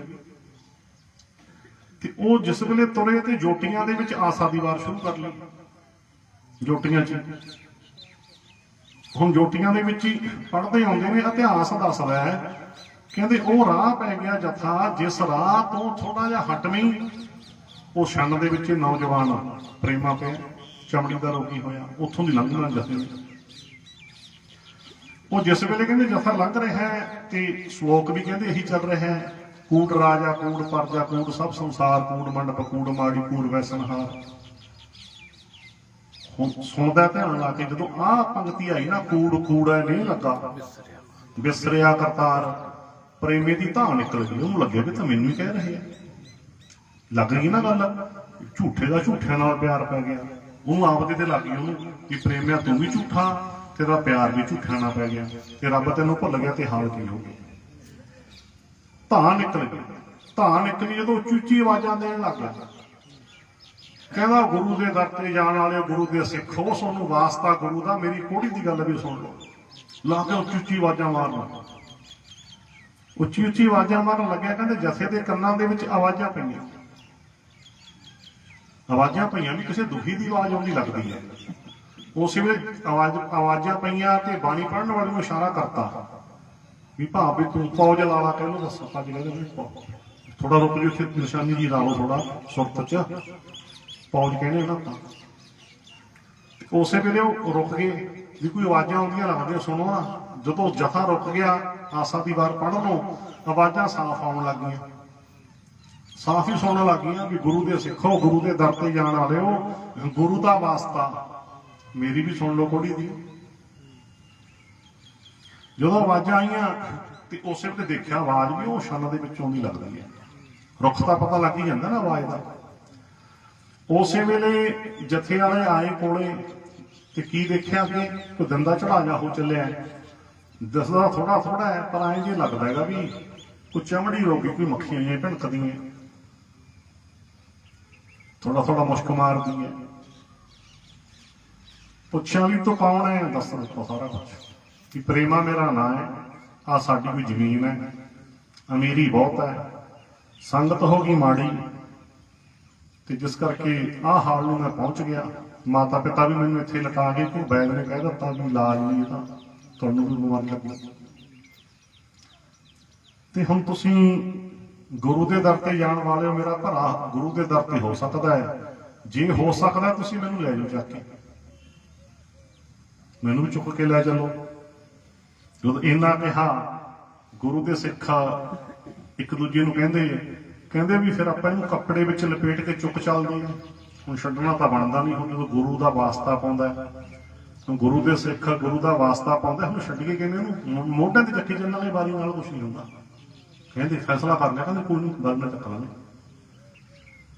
ਲਓ ਜੀ, ਹੁਣ ਗੁਰੂ ਦੇ ਸਿੱਖਾਂ ਨੇ ਚੁੱਕਣ ਦਾ ਫੈਸਲਾ, ਤਾਂ ਹੀ ਤਾਂ ਕਹਿੰਦੇ ਨਾ ਪਰਉਪਕਾਰੀ ਗੁਰੂ ਪਿਆਰੇ, ਪਰਉਪਕਾਰ। ਲਓ ਜੀ, ਫੈਸਲਾ ਕਰ ਲਿਆ ਵੀ ਚਾਦਰ ਚ ਲਪੇਟੋ, ਚਾਦਰ ਵਿੱਚ ਲਪੇਟੋ ਇਹਨੂੰ ਤੇ ਚੁੱਕੋ, ਚੁੱਕ ਕੇ ਲੈ ਚਲੋ। ਕੋਈ ਪਰਵਾਹ ਨਹੀਂ ਮੰਨੀ ਵੀ ਆਪਾਂ ਨੂੰ ਵੀ ਨਾ ਕਿਤੇ ਬਿਮਾਰੀ ਲੱਗ ਜੇ। ਨਹੀਂ ਨਾ, ਇਹ ਰੱਬ ਦੇ ਪਿਆਰੇ ਮੰਨਦੇ ਨਹੀਂ। ਮੇਰੇ ਅੱਖੀ ਦੇਖਣ ਦੀ ਗੱਲ, ਇੱਕ ਵਾਰੀ ਇੱਕ ਗੱਲ ਵਰਤੀ ਮੈਂ ਪਹਿਲਾਂ ਵੀ ਕਈ ਵਾਰੀ ਸੁਣਾਈ ਹੈ ਸ਼ਾਇਦ। ਇਹ ਇੱਕ ਵਾਰ ਦੀ ਗੱਲ, ਪਿੰਗਲਵਾੜੇ ਜਦੋਂ ਮੈਂ ਜਾਂਦਾ ਰਹਿੰਦਾ, ਜਦੋਂ ਕਿਤੇ ਅੰਮ੍ਰਿਤਸਰ ਸਾਹਿਬ ਜਾਂਦੇ ਗਿਆ, ਮੈਂ ਜਿਸ ਵੇਲੇ ਦੇਖਿਆ ਵੀ ਭਗਤ ਪੂਰਨ ਸਿੰਘ ਜੀ ਸੇਵਾ ਕਰ ਰਹੇ ਆ, ਤੇ ਉਸ ਵੇਲੇ ਨਾ ਡਾਕਟਰ ਇੱਕਦਮ ਕਹਿਣ ਲੱਗਿਆ ਭਗਤ ਜੀ ਨੂੰ, ਇਹ ਮੌਕੇ ਤੇ ਵਰਤੀ ਗੱਲ ਹੈ ਮੇਰੇ ਸਾਹਮਣੇ, ਕਹਿੰਦੇ ਇਸ ਮਰੀਜ਼ ਦੀ ਟੀਬੀ ਨਾ 3ਜੀ ਸਟੇਜ ਤੇ ਹੈ, ਤੇ ਤੁਸੀਂ ਇਹਦੀ ਸੇਵਾ ਕਰਨ ਵੇਲੇ ਮੂੰਹ ਬੰਨ ਲਿਆ ਕਰੋ, ਕਿਉਂਕਿ ਇਹਦੀ ਟੀਬੀ ਦੀ ਬਿਮਾਰੀ 3ਜੀ ਸਟੇਜ ਤੇ ਹੈ। ਉਹਦੇ ਕੱਪੜੇ ਬਦਲ ਰਹੇ ਸੀ। ਜਿਸ ਵੇਲੇ ਇਹਨਾਂ ਕਿਹਾ ਤੇ ਉਸ ਵੇਲੇ ਭਗਤ ਪੂਰਨ ਸਿੰਘ ਜੀ ਕਹਿੰਦੇ ਮੇਰੇ ਸਤਿਗੁਰ ਵੈਦ ਕੁਝ ਹੋਰ ਤਰ੍ਹਾਂ ਦੱਸਦੇ ਆ। ਚਲੋ ਡਾਕਟਰ ਦੇ ਵੀ ਹੱਥ ਜੁੜ ਗਏ, ਕਿਉਂ ਹੈ ਤਾਂ ਸਾਰੇ ਪ੍ਰੇਮ ਵਾਲੇ ਹੁੰਦੇ, ਸੇਵਾ ਵਾਲੇ। ਕਹਿੰਦੇ ਦੱਸੋ। ਫਿਰ ਭਗਤ ਜੀ ਨੇ ਪੰਗਤੀ ਪੜ੍ਹੀ ਬਾਣੀ ਦੀ, ਮੈਂ ਆਪਣੇ ਕੰਨਾਂ ਨਾਲ ਸੁਣੀ, ਭਗਤ ਪੂਰਨ ਸਿੰਘ ਦੀ ਰਸਨਾ ਤੋਂ ਮੈਂ ਆਪਣੇ ਕੰਨਾਂ ਨਾਲ ਸੁਣੀ ਹੋਈ ਹੈ। ਇਹ ਪੜ੍ਹੀ ਉਸ ਵੇਲੇ, ਕਹਿੰਦੇ ਜਰਾ ਮਰਾ ਤਾਪ ਸਿਰਤ ਸਾਪ ਸਭ ਹਰ ਕੈ ਵਸ ਹੈ, ਕੋਈ ਲਾਗ ਨਾ ਸਕੈ ਬਿਨ ਹਰ ਕਾ ਲਾਇਆ, ਕੋਈ ਲਾਗ ਨਾ ਸਕੈ ਬਿਨ ਹਰ ਕਾ ਲਾਇਆ। ਚਲੋ ਡਾਕਟਰ ਚੁੱਪ ਕਰ ਗਿਆ। ਮੇਰਾ ਕਹਿਣ ਦਾ ਭਾਵ ਕਿ ਭਿਆਨਕ ਤੋਂ ਭਿਆਨਕ ਮਰੀਜ਼ਾਂ ਦੀ, ਰੋਗੀਆਂ ਦੀ ਨੰਗੇ ਮੂੰਹ ਸੇਵਾ ਕਰਦੇ ਰਹੇ। ਉਹਨਾਂ 10 ਤੱਕ ਸਾਫ਼ ਕਰਨੇ, ਕੱਪੜੇ ਬਦਲਨੇ, ਪਸੀਨਾ ਆਇਆ ਹੁੰਦਾ ਆਪਾਂ ਨੂੰ, ਪਰ ਭਗਤ ਜੀ ਨੂੰ ਕੋਈ ਬਿਮਾਰੀ ਨਹੀਂ ਲੱਗੀ। ਭਿਆਨਕ ਤੋਂ ਭਿਆਨਕ ਮਰੀਜ਼ਾਂ ਦੀ ਸੇਵਾ ਕਰਦੇ ਹੋਏ ਅੱਖੀਂ ਦੇਖੇ। ਚਲੋ ਇੱਧਰ ਆ ਗਈ, ਹੁਣ ਗੱਲ ਆ ਗਈ ਨਾ, ਤਾਂ ਵਿੱਚੋਂ ਗੱਲ ਆ ਗਈ ਇੱਧਰ ਗੁਰੂ ਦੇ ਪਿਆਰਿਆਂ ਨੇ ਵੀ ਚੁੱਕ ਲਿਆ ਆਪਣੇ ਨੂੰ। ਇਹ ਨਹੀਂ ਖਿਆਲ ਕੀਤਾ ਵੀ ਮੱਖੀਆਂ ਭਿਣਕਦੀਆਂ, ਮੁਸ਼ਕ ਮਾਰਦੀ ਹੈ, ਚਮੜੀ ਰੋਗ, ਆਪਾਂ ਨੂੰ ਬਿਮਾਰੀ ਲੱਗ ਜੇ, ਕਿਵੇਂ ਲਿਜਾਵਾਂ, ਕੀ ਕਰਾਂ ਨਾ। ਚੁੱਕ ਲਿਆ। ਲੋ ਜੀ ਚੁੱਕਿਆ ਤੇ ਗੁਰੂ ਦੇ ਦਰ ਤੇ ਲੈ ਗਏ। ਗੱਲ ਬਤਾਓ ਮੈਂ ਸੰਖੇਪ ਕਰਾਂ ਵੀ ਗੋਇੰਦਵਾਲ ਸਾਹਿਬ ਪਹੁੰਚ ਗਏ, ਬਾਰੀ ਨਾ ਚੁੱਕੀ ਗਏ।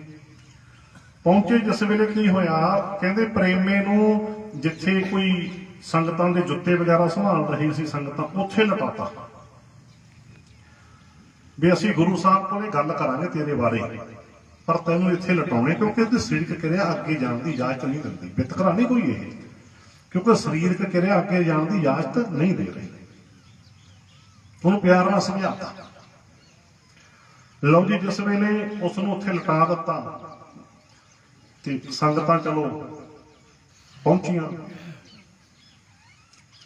ਦੀਵਾਨ ਸਜੇ, ਸਮਾਪਤੀ ਹੋਈ। ਤੀਜੇ ਪਾਤਸ਼ਾਹ ਜੀ ਕੋਲ ਸੰਗਤ ਨੇ ਫਿਰ ਗੱਲ ਕੀਤੀ।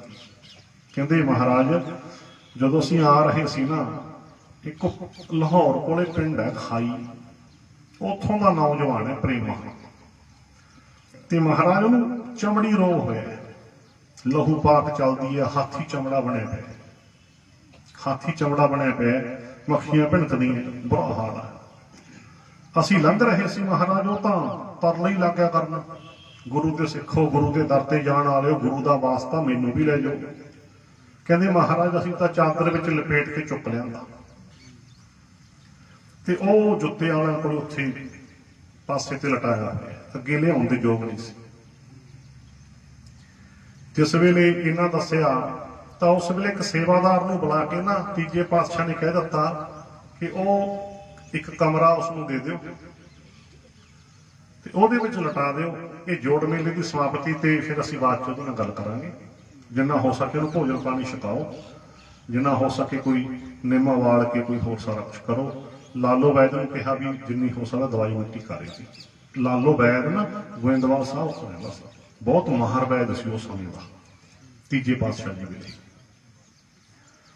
ਚਲੋ ਡਿਊਟੀ ਲਾਤੀ। ਹੁਣ ਗੱਲ ਮੁੱਕੀ, ਕਹਿਣ ਦਾ ਭਾਵ ਵੀ ਪ੍ਰੇਮੇ ਨੂੰ ਗੁਰੂ ਦੇ ਦਰ ਦੇ ਉੱਤੇ ਕਮਰਾ ਮਿਲ ਗਿਆ, ਥਾਂ ਮਿਲ ਗਿਆ, ਕਹਿ ਲਓ ਉਸ ਨੂੰ ਕਮਰਾ ਹੀ ਉਸ ਨੂੰ ਅਲਾਟ ਕਰਤਾ। ਲਓ ਜੀ, ਜੋੜ ਮੇਲਾ ਚਲੋ ਸਮਾਪਤ ਹੋ ਗਿਆ, ਸੰਗਤਾਂ ਆਪਣੇ ਆਪਣੇ ਸਥਾਨਾਂ ਨੂੰ ਚਲੀਆਂ ਗਈਆਂ। ਜਿਸ ਵੇਲੇ ਥੋੜਾ ਫੁਰਸਤ ਹੋਈ, ਇੱਕ ਵਾਰ ਕਹਿੰਦੇ ਤੀਜੇ ਪਾਤਸ਼ਾਹ ਗੁਰੂ ਅਮਰਦਾਸ ਸਾਹਿਬ ਜੀ ਤੁਰਦੇ ਫਿਰਦੇ ਕਿਤੇ ਪ੍ਰੇਮੀ ਵਾਲੇ ਕਮਰੇ ਵਿੱਚ ਆ ਵੜੇ। ਲਓ ਜੀ, ਜਿਸ ਵੇਲੇ ਹੁਣ ਪ੍ਰੇਮੀ ਨੇ ਸਾਰੀਆਂ ਬੇਨਤੀਆਂ ਕੀਤੀਆਂ, ਗੁਰੂ ਸਾਹਿਬ ਕਹਿੰਦੇ ਕੋਈ ਨਹੀਂ, ਇਹ ਵੈਦ ਵੀ ਤੈਨੂੰ ਦਵਾਈ ਦੇ ਰਿਹਾ ਹੈ, ਨਾਲ ਨਾਲ ਤੂੰ ਪਰਮੇਸ਼ਰ ਨੂੰ ਯਾਦ ਕਰਿਆ ਕਰ।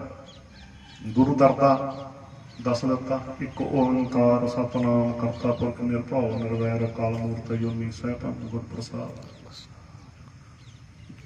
ਪਰਮੇਸ਼ਰ ਨੂੰ ਯਾਦ ਕਰਿਆ ਕਰ, ਧਿਆਨ ਮਾਲਕ ਪਰਮੇਸ਼ਰ ਵਿੱਚ ਟਿਕਾ। ਨਾਲ ਨਾਲ ਤੈਨੂੰ ਵੈਦ ਨੇ ਦਵਾਈ ਬੂਟੀ ਵੀ ਦੇਣੀ ਹੈ, ਸ਼ਬਦ ਨੇ ਤੈਨੂੰ ਇਕਾਗਰ ਕਰਨਾ ਹੈ। ਇਕਾਗਰਤਾ ਨਾਲ ਕੀ ਹੁੰਦੀ ਅੱਜ ਸਮਝ ਲਓ ਆਪਾਂ, ਉਹ ਤਾਂ ਉਵੇਂ ਹੁੰਦਾ ਹੀ ਹੈ ਨਾ। ਤਾਂ ਅੱਜ ਦੇ ਮਨੁੱਖ ਨੂੰ ਥੋੜਾ ਜਿਹਾ ਉਦਾਂ ਸਮਝਾਉਣਾ ਪੈਂਦਾ ਤਾਂ ਕਿ ਥੋੜੀ ਜਿਹੀ ਇਹਦੀ ਬੁੱਧੀ ਨੂੰ ਤਸੱਲੀ ਹੋ ਜੇ। ਕੋਈ ਜ਼ਮਾਨਾ ਇਦਾਂ ਦਾ ਚੱਲ ਰਿਹਾ ਨਾ ਹੁਣ, ਇਹ ਇਦਾਂ ਕੋਈ ਜਾਦੂ ਮੰਤਰ ਨਹੀਂ ਹੁੰਦਾ।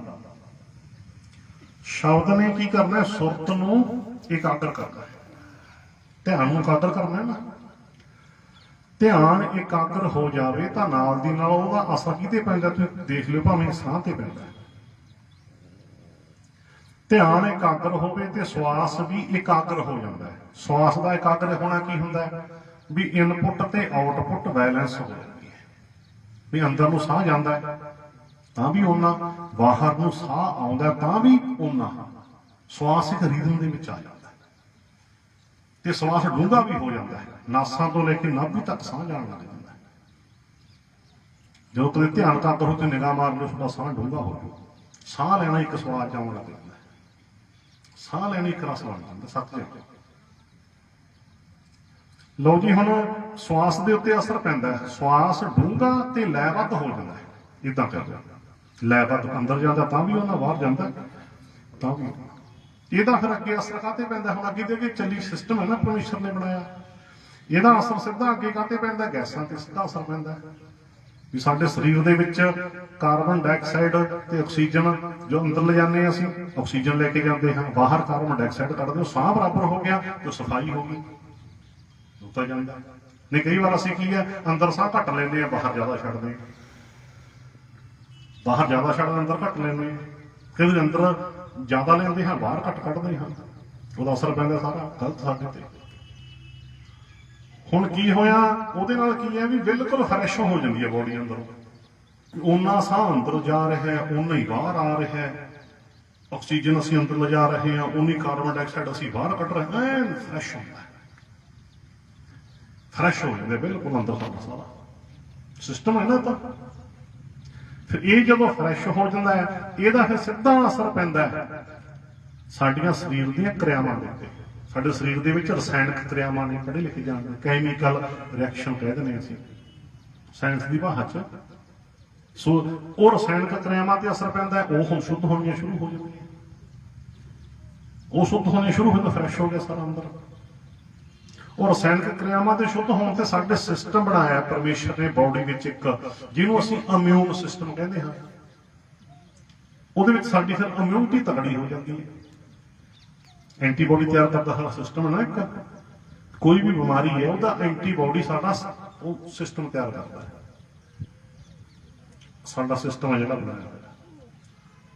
ਹਰ ਔਖਦ ਸਭ ਘੱਟ ਹੈ ਭਾਈ, ਗੁਰ ਪੂਰੇ ਬਿਨ ਵਿਧ ਨਾ ਵਿਧ, ਸਾਰਿਆਂ ਰੋਗਾਂ ਦੀ ਦਵਾਈ ਸਾਡੇ ਅੰਦਰ ਹੀ ਹੈ, ਸਾਡਾ ਸਿਸਟਮ ਹੀ ਤਿਆਰ ਕਰਦਾ।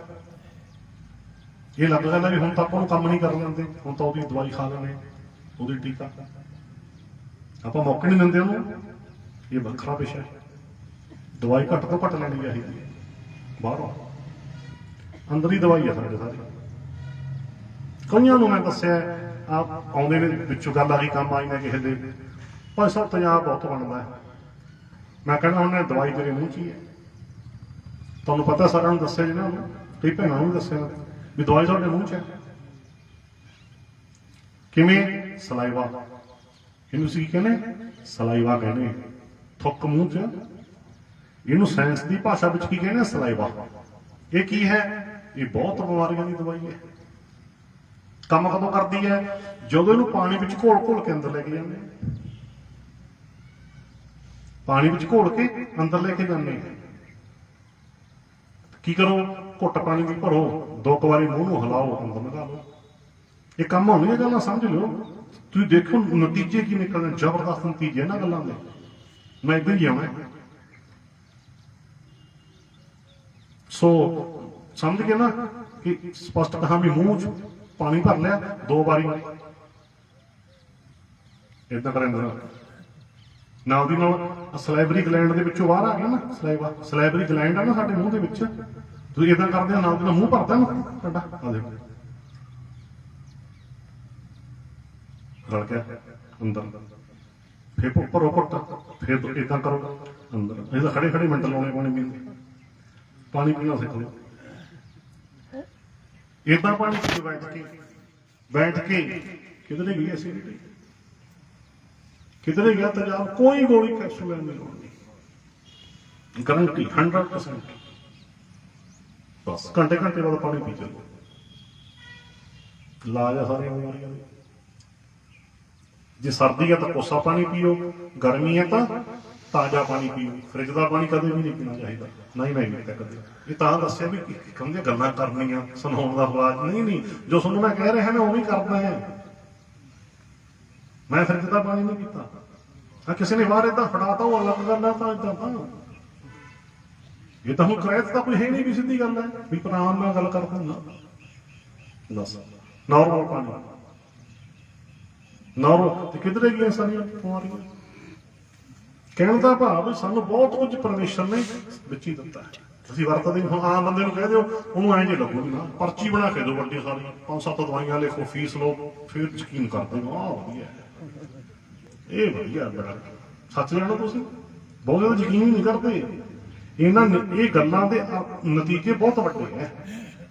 ਚਲੋ ਮੈਂ ਵਿਸ਼ੇ ਵੱਲ ਆਵਾਂ ਵੀ ਉਹ ਗੱਲ ਉੱਥੇ ਆ ਜਾਓ ਵੀ ਕਹਿਣ ਦਾ ਭਾਵ ਵੀ ਉਹਦੇ ਨਾਲ ਫਿਰ ਕੀ ਹੋਇਆ, ਉਹ ਅੰਦਰ ਜਿਹੜਾ ਸਾਡਾ ਇਮਿਊਨੋਲੋਜੀਕਲ ਸਿਸਟਮ ਹੁੰਦਾ ਨਾ, ਤੇ ਉਹਨੇ ਕੀ ਉਹ ਕਿਰਿਆ ਹੋ ਗਿਆ, ਸਹੀ ਕੰਮ ਕਰਨ ਲੱਗ ਗਿਆ, ਅੰਦਰੋਂ ਵੀ ਕੰਮ ਕਰਨ ਲੱਗ ਗਿਆ, ਬਾਹਰੋਂ ਵੀ ਸਾਰਾ ਕੋਸ਼ਿਸ਼ ਕੀਤੀ। ਲਾਲੂ ਵੈਦ ਨੇ ਉਹ ਦਵਾਈ ਵੀ ਦੁੱਗਣੀ ਕੰਮ ਕਰਦੀ ਹੈ। ਹੁਣ ਗੱਲ ਮੁਕਾਓ ਪ੍ਰੇਮਾ ਕੋੜੀ, ਅੱਜ ਹੋਰ ਕੱਲ ਕੁਝ ਹੋਰ ਪਰਸੋਂ ਕੁਝ ਹੋਰ ਹੁੰਦਾ ਦੇਹੀ ਕੰਚਨ ਵਰਗੀ ਹੋ ਗਈ। ਬੋਲੋ ਸਤਨਾਮ। ਕੰਚਨ ਵਰਗੀ ਦੇਹ ਹੋ ਗਈ, ਸਾਫ਼ ਹੋ ਗਿਆ ਸਰੀਰ, ਸਾਫ਼ ਹੋ ਗਿਆ ਸਰੀਰ ਪ੍ਰੇਮੇ ਦਾ। ਤੇ ਹੁਣ ਬਾਣੀ ਵੀ ਯਾਦ ਹੋ ਗਈ, ਗੁਰਸਿੱਖਾਂ ਨੇ ਯਾਦ ਕਰਾਤੀ। ਹੁਣ ਤੁਰਿਆ ਫਿਰਦਾ ਨੇ, ਸੇਵਾ ਕਰਦਾ ਫਿਰਦਾ ਨੇ, ਬਾਣੀ ਪੜ੍ਹਦਾ ਫਿਰਦਾ, ਉਚਾਈ ਹੋ ਗਿਆ। ਚਾਹ ਦੇਖੋ ਨਹੀਂ ਹਾਲਤ ਕੀ ਹੋ ਗਈ ਸੀ ਕੁਸੰਗਤ ਵਿੱਚ ਤੇ ਸਤਸੰਗ ਵਿੱਚ ਆ ਕੇ ਕੀ ਬਖਸ਼ਿਸ਼ ਹੋਈ। ਇੱਕ ਦਿਨ ਗੁਰੂ ਪਾਤਸ਼ਾਹ ਦੀ ਮੌਜ ਸਤਸੰਗ ਵਿੱਚ ਦੀ ਸਮਾਪਤੀ ਤੋਂ ਬਾਅਦ ਪਤਾ ਕੀ ਕਹਿਤਾ? ਕਹਿੰਦੇ ਭਾਈ ਅਸੀਂ ਆ ਨੌਜਵਾਨ ਪ੍ਰੇਮੀ ਦੀ ਸ਼ਾਦੀ ਕਰਨੀ ਹੈ, ਕੋਈ ਗੁਰਸਿੱਖ ਜੇ ਠੀਕ ਸਮਝੇ ਤਾਂ ਆਪਣੀ ਲੜਕੀ ਦਾ ਰਿਸ਼ਤਾ ਕਰ ਦਿਓ। ਤੀਜੇ ਪਾਤਸ਼ਾਹ ਜੀ ਕਹਿੰਦੇ ਸੰਗਤ ਨੂੰ। ਇੱਕ ਗੁਰਸਿੱਖ ਉੱਠਿਆ, ਇਤਿਹਾਸ ਦੱਸਦਾ ਹੈ, ਸ਼ੀਹਾਂ ਉੱਪਲ ਦਾ ਨਾਮ ਲਿਖਿਆ ਇਤਿਹਾਸ 'ਚ। ਕੀ ਨਾਂ ਲਿਖਿਆ? ਸ਼ੀਹਾਂ ਉੱਪਲ। ਉਹ ਕਹਿੰਦਾ ਪਾਤਸ਼ਾਹ ਜੀ ਆਪ ਜੀ ਦਾ ਵਚਨ ਸੱਤ ਹੈ, ਪਰ ਥੋੜਾ ਇੱਕ ਮੈਂ ਕੁਛ ਪੁੱਛ ਲਵਾਂ ਵੀ ਇਹਦਾ ਕੋਈ ਅੱਗਾ ਪਿੱਛਾ ਕੌਣ ਕੀ? ਤੀਜੇ ਪਾਤਸ਼ਾਹ ਕਹਿੰਦੇ ਅੱਗਾ ਪਿੱਛਾ ਛੱਡ, ਉਹ ਤਾਂ ਅੱਗਾ ਪਿੱਛਾ ਤਾਂ ਖਤਮ, ਐਂ ਸਮਝ ਲਾ ਵੀ ਸਾਡਾ ਹੀ ਪੁੱਤ ਹੈ। ਦੇਖੋ ਕਹਿੰਦੇ ਐਂ ਸਮਝ ਲਾ ਸਾਡਾ ਹੀ ਪੁੱਤ ਹੈ। ਕਹਿੰਦੇ ਬਸ ਨਿਬੜ ਜੀ ਗੱਲ, ਫਿਰ ਤਾਂ ਨਿਬੜ ਗਈ ਗੱਲ, ਬਸ ਫਿਰ ਅੱਗੇ ਹੋ ਗਈ ਨਿਬੜ ਗਈ ਗੱਲ।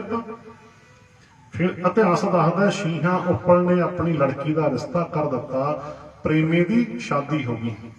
ਦੇਖੋ ਪਹਿਲਾਂ ਕੀ ਹੋਇਆ? ਤੰਦਰੁਸਤ ਹੋਇਆ, ਹੁਣ ਸ਼ਾਦੀ ਵੀ ਹੋ ਗਈ।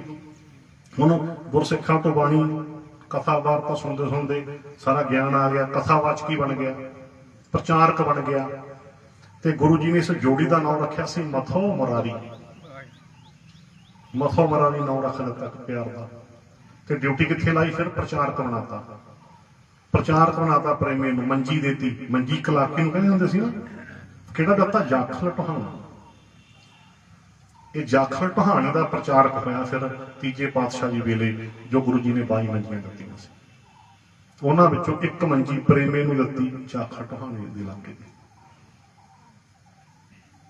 ਸੋ ਕਹਿਣ ਦਾ ਭਾਵ ਕੀ ਹੈ ਵੀ ਜਦੋਂ ਕੋਈ ਮਨੁੱਖ ਮਾੜੇ ਪਾਸਿਓਂ ਮੁੜਦਾ ਹੈ ਤੇ ਜੁੜਦਾ ਹੈ, ਬਖਸ਼ਿਸ਼ ਕਿੰਨੀ ਹੁੰਦੀ। ਪਸੰਗਤ ਕਿੱਥੇ ਲੈ ਗਈ ਸੀ ਆਪਾਂ ਸਮਝ ਲਿਆ। ਦੋਨੇ ਕਹਿਣ ਦਾ ਪੱਖ ਆਪਣੇ ਸਾਹਮਣੇ ਆ ਗਿਆ। ਸੋ ਇਦਾਂ ਰਹੋ ਵਿਚਾਰ। ਚਲੋ ਵੀ ਇਹ ਸਾਖੀ ਦਾ ਮਾਹੌਲ ਪਹਿਲਾਂ ਵਾਲੇ ਵੀਰ ਨੇ ਆਪੇ ਬਣਾਤਾ, ਕਿਉਂਕਿ ਇਹਨਾਂ ਨੇ ਗੱਲ ਛੇੜੀ। ਉੱਥੋਂ ਪ੍ਰਚਾਰਕ ਨਹੀਂ ਆਇਆ ਹੁੰਦਾ ਵੀ ਕੀ ਸੁਣਾਉਣਾ, ਕਿਹੜੀ ਸਾਖੀ ਨਾ ਜਿਉਂ ਬਣਾਉਣੀ ਤੇ ਬੋਲਣਾ ਸੁਆਮੀ ਕੁਦਰਤ ਕਾ ਬਣਾ ਹੁੰਦਾ। ਮੈਨੂੰ ਖੁਦ ਨੂੰ ਨਹੀਂ ਪਤਾ ਹੁੰਦਾ ਵੀ ਦਿਵਾਲ ਕਿੱਦਾਂ ਲੱਗਣਾ।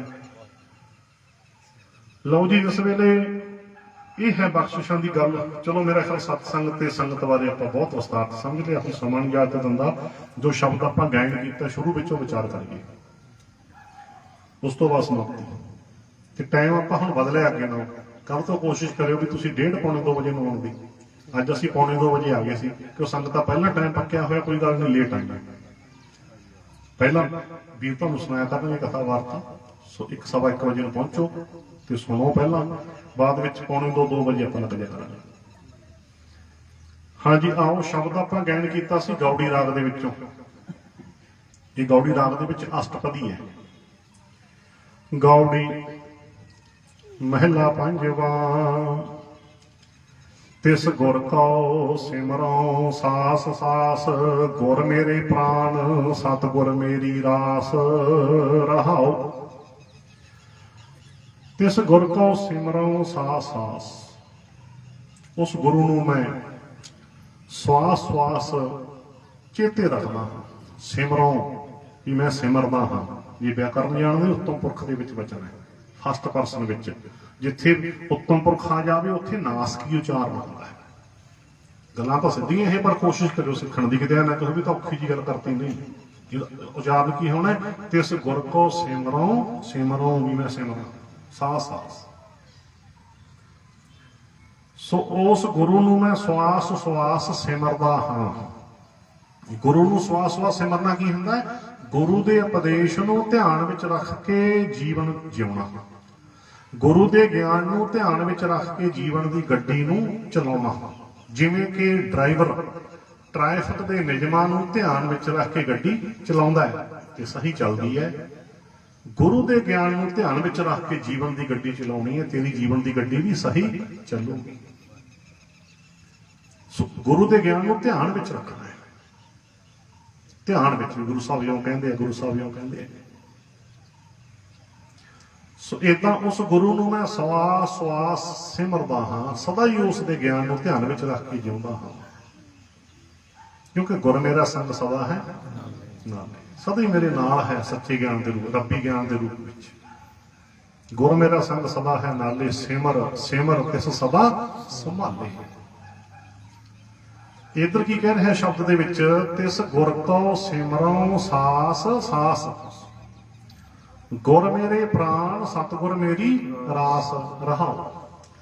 ਗੁਰੂ ਮੇਰੀ ਜਿੰਦ ਜਾਨ ਹੈ, ਪ੍ਰਾਣ ਪ੍ਰਾਣ ਭਾਵ ਵੀ ਮੈਨੂੰ ਮੇਰੀ ਜਿੰਦ ਜਾਨ, ਅਤੀ ਪਿਆਰ, ਅਤੀ ਪਿਆਰ।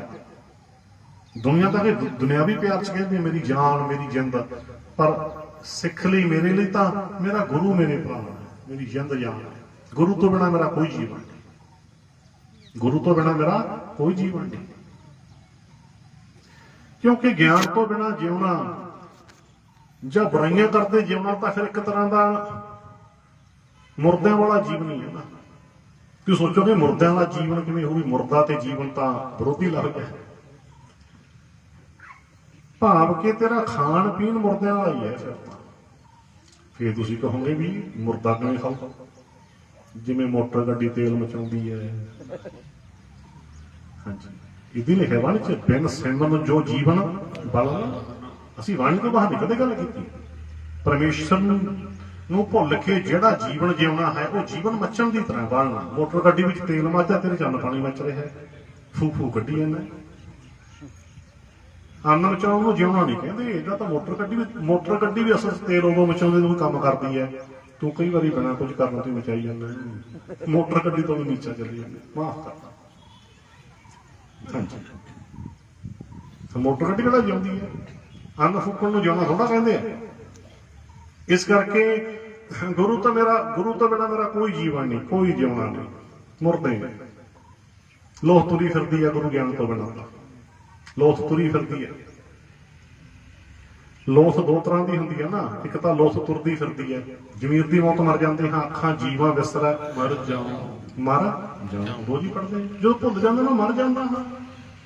ਸਪਸ਼ਟ ਹੋ ਗਿਆ ਨਾ ਵੀ ਜੇ ਮੇਰਾ ਮਨ ਕਹਿੰਦਾ ਮਾਲਕ ਨੂੰ ਯਾਦ ਰੱਖਦਾ, ਮਨ ਦਾ ਕਹਿਣਾ ਅੱਖਾਂ, ਫਿਰ ਮੈਂ ਜਿਉਂਦਾ। ਅੱਖਾਂ ਜੀਵਾਂ ਵਿਸਰੈ ਮਰ ਜਾਉ, ਆਖਣ ਔਖਾ ਸੱਚਾ। ਇਹ ਗੁਰਬਾਣੀ ਦਾ ਪ੍ਰਮਾਣ ਆ ਗਿਆ, ਬਾਣੀ ਪੜ੍ਹ ਲਓ। ਆਖਾਂ ਜੀਵਾਂ ਵਿਸਰੈ ਮਰ ਜਾਉ, ਆਖਾਂ ਜੀਵਾਂ ਵਿਸਰੈ ਮਰ ਜਾਉ, ਆਖਣ ਔਖਾ ਸੱਚਾ ਨਾਉ, ਆਖਣ ਔਖਾ ਸੱਚਾ ਨਾਉ, ਆਖਾਂ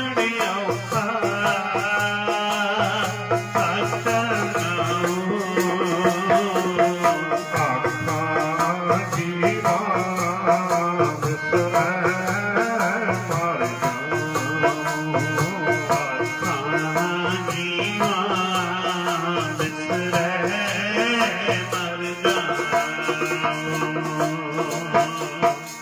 ਵਾਹਿਗੁਰੂ। ਅਤ ਸੁੰਦਰ ਕਿੰਨੀ ਪ੍ਰਮਾਣ ਆ ਗਈ। ਅਤ ਸੁੰਦਰ ਕੁਲੀਨ ਚਤੁਰ ਮੁਖ ਗਿਆਨੀ ਧਨਵੰਤ, ਨਿਰਤਕ ਕਹੀਏ ਨਾਨਕਾ ਜੇ ਪ੍ਰੀਤ ਨਹੀਂ ਭਗਵੰਤ।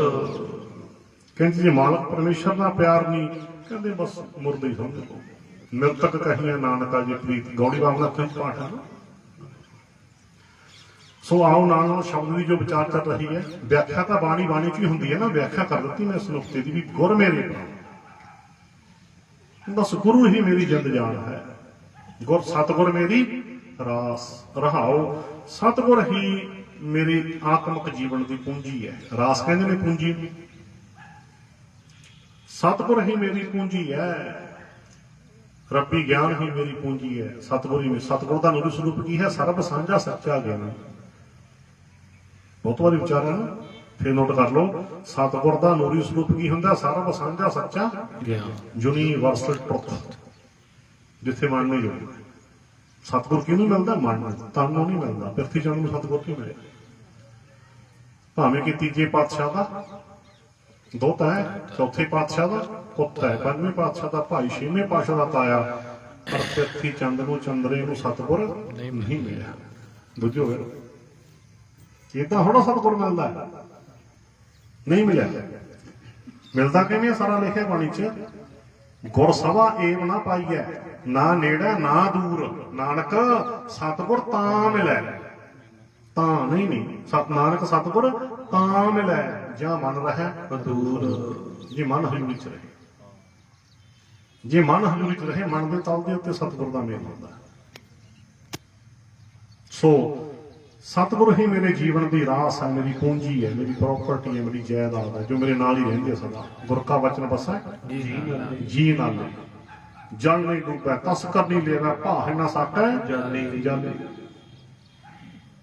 ਇਹ ਦੁਨਿਆਵੀ ਪ੍ਰਾਪਰਟੀ ਹੈ, ਠੀਕ ਹੈ, ਗੁਜਰਾਨ ਹੈ, ਆਪਾਂ ਸਾਰੇ ਲੋੜੀ ਦੀ ਚੀਜ਼ ਘਰੇ ਰੱਖਦੇ ਹਾਂ, ਲੋੜੀ ਦੀ ਮਾਇਆ ਕਮਾਉਂਦੇ ਹਾਂ, ਪਰ ਯਾਦ ਰੱਖਿਓ ਦੁਨਿਆਵੀ ਪ੍ਰਾਪਰਟੀ ਕਦੇ ਕਿਸੇ ਦੀ ਬਣੀ ਨਹੀਂ। ਹਾਂ ਗੁਜਰਾਨ ਹੈ, ਠੀਕ ਹੈ, ਗੁਜ਼ਾਰਾ ਹੈ, ਪਰ ਆਪਾਂ ਕਹਿੰਦੇ ਰਹਿੰਦੇ ਹਾਂ। ਪਰ ਗੁਰਬਾਣੀ ਦਾ ਫੈਸਲਾ ਹੈ, ਕਹਿੰਦੇ ਖਾਸਮ ਮਰੈ ਤੋਂ ਨਾਰ ਨਾ ਰੋਵੇ। ਖਾਸਮ ਦਾ ਅਰਥ ਕੀ ਹੈ? ਜਾਇਦਾਦ ਦਾ ਮਾਲਕ। ਸਮਝਣਾ ਹੁੰਦਾ ਬਾਣੀ ਨੂੰ, ਚਾਹੇ ਭੈਣ ਹੈ ਚਾਹੇ ਭਰਾ ਹੈ, ਕਿਉਂਕਿ ਭੈਣਾਂ ਦੇ ਨਾਮ ਹੀ ਪ੍ਰਾਪਰਟੀ ਹੁੰਦੀ ਹੈ ਨਾ। ਸੋ ਇੱਥੇ ਜਾਇਦਾਦ ਦੇ ਮਾਲਕ ਦੀ ਗੱਲ ਹੈ, ਇੱਥੇ ਇਸਤਰੀ ਪੁਰਸ਼ ਦੀ ਗੱਲ ਨਹੀਂ, ਸਰੀਰ ਦੀ। ਖਾਸਮ ਮਰਿਆ ਦਾ ਅਰਥ ਕੀ ਬਣਦਾ? ਜਦੋਂ ਕੋਈ ਜਾਇਦਾਦ ਦਾ ਮਾਲਕ ਮਰਦਾ ਹੈ, ਮਰਦਾ ਜਦੋਂ ਮਨੁੱਖ, ਕੋਈ ਵੀ ਇਸਤਰੀ ਪੁਰਸ਼ ਕੋਈ ਹੈ, ਖਾਸਮ ਮਰਿਆ ਤਾਂ ਉਹ ਨਾਰ ਨਾ ਰੋਵੇ, ਤਾਂ ਉਹਦੀ ਜਾਇਦਾਦ ਨਹੀਂ ਰੋਂਦੀ। ਇੱਥੇ ਨਾਰ ਦਾ ਕੀ ਅਰਥ ਹੈ? ਜਾਇਦਾਦ, ਪ੍ਰਾਪਰਟੀ, ਸੰਪਤੀ ਨਾ। ਤੂੰ ਕਹਿੰਦਾ ਰਿਹਾ ਇੱਕ ਪਾਸੜ ਪਿਆਰ ਮੇਰੀ ਹੈ, ਮੇਰੀ ਹੈ, ਮੇਰੀ ਕੋਠੀ, ਮੇਰੀ ਘਰ, ਮੇਰੀ ਜ਼ਮੀਨ ਫਲਾਨਾ, ਪਰ ਇਹਨੇ ਤੈਨੂੰ ਆਪਦਾ ਨਹੀਂ ਮੰਨਿਆ। ਇਹ ਇੱਕ ਪਾਸੜ ਪਿਆਰ ਹੈ। ਤੂੰ ਮਰਿਆ, ਜ਼ਮੀਨ ਰੋਕਦੀ ਹੈ, ਮਾਲਕ ਮਰ ਗਿਆ ਮੇਰਾ, ਬੋਲੋ ਬੋਲੋ, ਕੋਠੀ ਰੋਂਦੀ ਹੈ, ਮੇਰੇ ਮਾਲਕ ਜੀ ਮਰ ਗਏ, ਬੈਂਕ ਦੀ ਕਾਪੀ ਰੋਂਦੀ ਹੈ, ਮੈਨੂੰ ਬੈਂਕ ਕੌਣ ਪਾਇਆ ਕਰੂ ਜੇਬ 'ਚ। ਰੋਂਦੀ ਕਿਉਂ ਨਹੀਂ? ਉਹਨੂੰ ਪਤਾ ਕਾਪੀ ਤਾਂ ਪਹਿਲਾਂ 2 ਭਾਲਦੇ ਫਿਰਦੇ ਆ, ਬੋਲੋ ਆਪਣਾ 2 ਪਾਉਣ ਨੂੰ ਵੀ ਤਾਂ 2 ਖਸਮ ਬਣਨ ਨੂੰ ਫਿਰਦੇ ਹਨ। ਉਹ ਤਾਂ ਰਾਤ ਦੇ ਲੱਗਿਆ ਭਾਲਣ, ਕਾਪੀ ਨੂੰ ਰੋਣ ਦੀ ਕੀ ਲੋੜ ਹੈ? ਤੇਰੀ ਕਾਰ, ਤੇਰੀ ਕਾਪੀ, ਤੇਰੀ ਕੋਠੀ ਨਹੀਂ ਰੋਂਦੀ ਨਾ, ਨਾ ਤੈਨੂੰ ਨਹੀਂ, ਤੂੰ ਭਾਵੇਂ ਰੋਂਦਾ ਰਹਿ, ਇਸ ਨੂੰ ਤੈਨੂੰ ਨਹੀਂ ਰੋਂਦੀ। ਦੇਖੋ ਕਿੰਨੇ ਪਿਆਰੇ ਬਚਨ ਹੈ ਬਾਣੀ, ਸਮਝ ਆਵੇ ਅਰਥ ਸਮਝ, ਅਰਥ ਸਮਝ ਆ ਗਿਆ ਨਾ। ਖਾਸਮ ਮਰਿਆ ਤੋਂ ਨਾਰ ਨਾ ਰੋਵੇ ਦਾ ਅਰਥ ਕੀ ਬਣ ਗਿਆ? ਜਦੋਂ ਜਾਇਦਾਦ ਦਾ ਮਾਲਕ ਮਰਦਾ ਤਾਂ ਜਾਇਦਾਦ ਨਹੀਂ ਰੋਂਦੀ। ਰੋਂਦੀ ਕਿਉਂ ਨਹੀਂ ਅੱਗੇ ਦੱਸਦਾ? ਉਹ ਸਰਖਵਾਰਾ ਹੋਰ ਹੋਵੇ, ਉਹਨੂੰ ਰੋਣ ਦੀ ਕੀ ਲੋੜ ਹੈ? ਉਹਦਾ ਰਾਖਾ ਤਾਂ ਹੋਰ ਹੋ ਗਿਆ। ਹੁਣ ਕੋਠੀ ਦਾ ਮਾਲਕ ਮਰ ਗਿਆ, ਕੋਠੀ ਰੋਣ ਦੀ ਕੀ ਲੋੜ ਹੈ? ਉਹਨੂੰ ਪਤਾ ਹੈ ਕਿ ਭੋਗ ਤੋਂ ਪਹਿਲਾਂ ਹੀ ਕੰਧ ਕੱਢਣ ਨੂੰ ਫਿਰਦੇ, ਮੇਰੇ ਤਾਂ 2 ਖਸਮ ਬਣ ਗਏ, ਉਹ ਤਾਂ ਫੁੱਫੜ ਨੇ ਰੋਕ ਤੇ ਵੀ ਭੋਗ ਤਾਂ ਪੈ ਜਾਣਾ, ਉਹਦੇ ਕੋਲ ਜਲੂਸ ਕੱਢਦੇ ਹੋ। ਉਹਦਾ ਫੁੱਫੜ ਨੇ ਦੀ ਗੱਲ ਮੰਨ ਲਈ, ਚੱਲ ਫੁੱਫੜ ਨੇ ਰੋਕ ਤੇ ਵੀ ਕਿਉਂ ਜਲੂਸ ਕੱਢਦੇ ਹੋ, ਭੋਗ ਤਾਂ ਪਹਿਲਾਂ ਦੇ, ਹੁਣ ਕਢਾ ਦਿਆਂਗੇ, ਹੁਣ ਕਢਾ ਦਿਆਂਗੇ। ਏਦਾਂ ਚੱਲਦਾ ਵਰਤਾਰ ਹੈ ਜੀ ਦੁਨੀਆ ਦਾ। ਮੈਂ ਦੇਸੀ ਭਾਸ਼ਾ 'ਚ ਕਥਾ ਕਰਤੀ, ਇਹੀ ਹੈ ਨਾ। ਹਾਂਜੀ, ਇਸ ਕਰਕੇ ਮੇਰੀ ਪੂੰਜੀ ਸੱਚਾ ਗਿਆਨ ਹੈ, ਜੋ ਜਨਤ ਦੇ ਨਾਲ ਰਹਿੰਦੀ ਹੈ। ਇਹ ਸੱਚਾ ਧਨ ਵੀ ਇਕੱਠਾ ਕਰੋ, ਠੀਕ ਹੈ। ਕੱਚਾ ਧਨ ਗੁਜਰਾਨ, ਕੱਚਾ ਧਨ ਗੁਜਰਾਨ, ਪਰ ਸੱਚਾ ਧਨ ਜਿੰਦ ਦੇ ਨਾਲ ਰਹਿੰਦਾ ਹੈ। ਆਪ ਸਮਝ ਆ ਗਿਆ ਨਾ, ਮੇਰੇ ਪ੍ਰਾਣ, ਮੇਰੀ ਪੂੰਜੀ ਜਨਤਾ, ਮੇਰਾ ਸਤਿਗੁਰ ਹੈ। ਇਹ ਹੈ ਅਸਲੀ ਅਮੀਰੀ, ਜੋ ਨਾਲ ਤੇਰੀ ਜਾਂਦੀ ਹੈ, ਇਹ ਨਾਲ ਜਾਂਦੀ ਹੈ ਜੋ ਤੇਰੀ। ਸੋ ਇਸ ਕਰਕੇ ਲੋ ਜੀ, ਇੰਨੀ ਵਿਆਖਿਆ ਹੋ ਗਈ। ਆਪਾਂ ਇਸ ਤੋਂ ਬਾਅਦ ਵਿਆਖਿਆ ਸੰਖੇਪ ਕਰੀਏ ਥੋੜਾ ਜਿਹਾ, ਕਿਉਂਕਿ ਅਸ਼ਟਪਦੀ ਹੈ ਨਾ, ਥੋੜਾ ਲੰਬਾ ਸ਼ਬਦ। ਇੰਨੀ ਗੱਲ ਸਮਝ ਆ ਗਈ ਆਪਾਂ ਨੂੰ। ਤਿਸ ਗੁਰ ਕੋ ਸਿਮਰੋ ਸਾਸ ਸਾਸ, ਗੁਰ ਮੇਰੇ ਪ੍ਰਾਣ, ਸਤਿਗੁਰ ਮੇਰੀ ਰਾਸ ਰਹੋ। ਅੱਗੇ, ਗੁਰ ਕਾ ਦਰਸ਼ਨ ਦੇਖ ਦੇਖ ਜੀਵਾ, ਗੁਰ ਕੇ ਚਰਨ ਧੋਏ ਧੋਏ ਪੀਵਾ। ਗੁਰੂ ਦਾ ਦਰਸ਼ਨ ਕਰ ਕਰਕੇ ਮੈਂ ਜੀਵਨ ਜਿਉਵਾਂ, ਗੁਰ ਕਾ ਦਰਸ਼ਨ ਦੇਖ ਦੇਖ ਜੀਵਾਂ, ਕਿ ਮੈਂ ਜਿਉਵਾਂ। ਸਾਰਿਆਂ ਨੇ ਕਹਿਣਾ। ਸੋ ਗੁਰੂ ਦਾ ਦਰਸ਼ਨ ਕਰਕੇ ਕਿਵੇਂ ਜਿਉਣਾ ਹੈ? ਬਹੁਤ ਵਾਰੀ ਵਿਚਾਰ ਹੋਈ ਹੈ, ਫਿਰ ਦੱਸ ਦੇਵਾਂ। ਦਰਸ਼ਨ ਕੀ ਹੁੰਦਾ ਗੁਰੂ ਦਾ? ਬਾਣੀ ਦੇ ਅਰਥ ਬਾਣੀ ਹੁੰਦੀ ਹੈ ਨਾ। ਕਰੋ ਆ ਦੇਖੋ, ਤਿੰਨ ਨੇਹ ਲੱਗਾ ਰੱਬ ਸੇਤੀ, ਦੇਖਣੇ ਵਿਚਾਰ। ਜਿਹੜੇ ਵਿਚਾਰ ਦੁਆਰਾ ਦਰਸ਼ਨ ਕਰਦੇ ਆ, ਉਹਨਾਂ ਦਾ ਪਰਮੇਸ਼ਰ ਨਾਲ ਪਿਆਰ ਪੈ ਜਾਂਦਾ ਹੈ। ਦਰਸ਼ਨ ਕੀ ਹੈ? ਵਿਚਾਰ। ਵਿਚਾਰ ਸਤਿਗੁਰ ਨੂੰ ਸਭ ਕੋ ਵੇਖਦਾ, ਜੇਤਾ ਜਗਤ ਸੰਸਾਰ, ਡਿੱਠੇ ਮੁਕਤ ਨਾ ਹੋਵੀ, ਜਿਚਰ ਸ਼ਬਦ ਨਾ ਕਰੇ ਵਿਚਾਰ। ਗੁਰੂ ਨਾਨਕ ਜੀ ਨੇ ਸੁਣਿਆ, ਜਿਹਨੇ ਸੁਣ ਲਿਆ ਉਹਨੇ ਗੁਰੂ ਬਾਬਾ ਜੀ ਨੂੰ ਵੇਖ ਲਿਆ, ਦਰਸ਼ਨ ਕਰ ਲਿਆ। ਜਿਹਨੇ ਗੁਰੂ ਬਾਬਾ ਜੀ ਨੂੰ ਸੁਣਿਆ ਨਹੀਂ, ਉਹਨੇ ਗੁਰੂ ਬਾਬਾ ਜੀ ਦਾ ਦਰਸ਼ਨ ਕੀਤਾ ਨਹੀਂ। ਫੋਟੋਆਂ ਗੁਰੂ ਦਾ ਦਰਸ਼ਨ ਨਹੀਂ। ਗੁਰੂ ਦਾ ਦਰਸ਼ਨ ਕੀ ਹੈ? ਗੁਰੂ ਦਾ ਸ਼ਬਦ। ਤੇ ਹੁੰਦਾ ਕਦੋਂ ਹੈ? ਜਦੋਂ ਸ਼ਬਦ ਦੀ ਵਿਚਾਰ ਕਰਦੇ ਹਾਂ, ਸੁਣਦੇ ਆਂ ਧਿਆਨ ਲਾ ਕੇ ਕੀ ਕਹਿੰਦੇ ਨੇ ਗੁਰੂ ਜੀ। ਫਿਰ ਪੜ੍ਹ ਲਓ, ਗੁਰੂ ਨਾਨਕ ਜਿਨ ਸੁਣਿਆ ਵੇਖਿਆ। ਜਿਹਨੇ ਸੁਣ ਲਿਆ ਉਹਨੇ ਬਾਬਾ ਜੀ ਨੂੰ ਦੇਖ ਲਿਆ, ਕਰ ਲਿਆ ਦਰਸ਼ਨ ਵੀ ਕਿਹੋ ਜਿਹੇ ਮੇਰੇ ਬਾਬਾ ਜੀ। ਸੇ ਫਿਰ ਗਰਭਾਸਨਾ ਪਰਿਆ ਇਦਾਂ ਵੇਖਣਾ। ਸਮਝ ਆ ਗਈ ਸਾਨੂੰ? ਸੋ ਹਾਂਜੀ, ਇਦਾਂ ਮੈਂ ਗੁਰੂ ਦਾ ਦਰਸ਼ਨ ਦੇਖ ਦੇਖ ਕੇ ਬਾਣੀ ਨੂੰ ਵਿਚਾਰ ਵਿਚਾਰ ਕੇ ਜੀਵਨ ਜਿਉਣਾ। ਗੁਰ ਕਾ ਦਰਸ਼ਨ ਦੇਖ ਦੇਖ ਜੀਵਾਂ, ਗੁਰ ਕੇ ਚਰਨ ਧੋਏ ਧੋਏ ਪੀਵਾਂ। ਗੁਰੂ ਦੇ ਚਰਨਾਂ ਨੂੰ ਮੈਂ ਧੋ ਧੋ ਕੇ ਪੀਵਾਂ, ਧੋ ਧੋ ਕੇ ਪੀਵਾਂ। ਕਿਵੇਂ ਧੋ ਕੇ ਪੀਵਾਂ? ਪਹਿਲਾਂ ਤਾਂ ਸਮਝੋ ਚਰਨ। ਗੁਰੂ ਦੇ ਚਰਨ ਕਿਹੜੇ ਨੇ? ਗੁਰੂ ਦਾ ਸ਼ਬਦ। ਇਹ ਵੀ ਅਰਥ ਬਾਣੀ ਚ ਹੀ ਹੈ। ਮੈਂ ਕੋਈ ਆਪਣੀ ਬਦਵਾਨੀ ਨਹੀਂ ਕਦੇ ਕੀਤੀ। ਜਿਹੜੇ ਅਰਥ ਬਾਣੀ ਦੇ ਬਾਣੀ ਵਿੱਚ ਹੈ ਸਿਰਫ ਉਹ ਸੁਣਾਏ ਹੈ। ਆਹ ਦੇਖੋ, ਚਰਨ ਦੇ ਅਰਥ ਸ਼ਬਦ ਬਾਣੀ ਚ ਹੀ ਹੈ। ਪੜੋ, ਹਿਰਦਾ ਚਰਨ। ਕਿਹੜੇ ਚਰਨ ਵਿਛਾਉਣੇ? ਹਿਰਦੇ ਚ ਹੱਟ ਮਾਸ ਦੇ ਨਹੀਂ ਕਹਿੰਦੇ। ਹਿਰਦਾ ਚਰਨ ਸ਼ਬਦ ਸਤਿਗੁਰ ਕੋ। ਅਰਥ ਹੋ ਗਏ ਨਾ। ਦੇਖੋ, ਕਹਿੰਦੇ ਹਿਰਦੇ ਵਿੱਚ ਸ਼ਬਦ ਨੂੰ ਵਸਾਉਣਾ ਹੈ। ਇਹੀ ਚਰਨ ਹੈ ਜਿਹੜੇ ਹਿਰਦੇ ਵਿੱਚ ਵਸਾਉਣੇ ਹੁੰਦੇ ਆ। ਹਿਰਦਾ ਚਰਨ ਸ਼ਬਦ ਸਤਿਗੁਰ ਕੋ ਨਾਨਕ ਬਾਂਧਿਓ ਪਾਵ। ਇਹ ਗੱਲ ਪੱਲੇ ਨਾ ਲਓ। ਗੁਰੂ ਦਾ ਸ਼ਬਦ ਹੀ ਗੁਰੂ ਦੇ ਚਰਨ ਹੁੰਦੇ, ਬਹੁਤ ਮਿੱਠੇ ਹੁੰਦੇ ਆ। ਮਾਈ ਚਰਨ ਗੁਰ ਮਿੱਠੇ। ਮਾਈ ਹੈ ਮੇਰੀ ਮੱਤ। ਗੁਰੂ ਦੇ ਵਚਨ ਬੜੇ ਮਿੱਠੇ ਹੁੰਦੇ ਆ। ਮਾਈ ਦਾ ਅਰਥ ਕੀ ਹੁੰਦਾ? ਮੱਤ। ਦੇਖਿਆ ਬਾਣੀ ਚ, ਮਾਤਾ ਮੱਤ, ਪਿਤਾ ਸੰਤੋਖ, ਸੱਤ ਭਾਈ ਕਰਕੇ ਦੱਸੇ ਕਿ ਮਨ ਦੇ ਤੌਰ ਤੇ ਪਰਿਵਾਰ ਹੈ।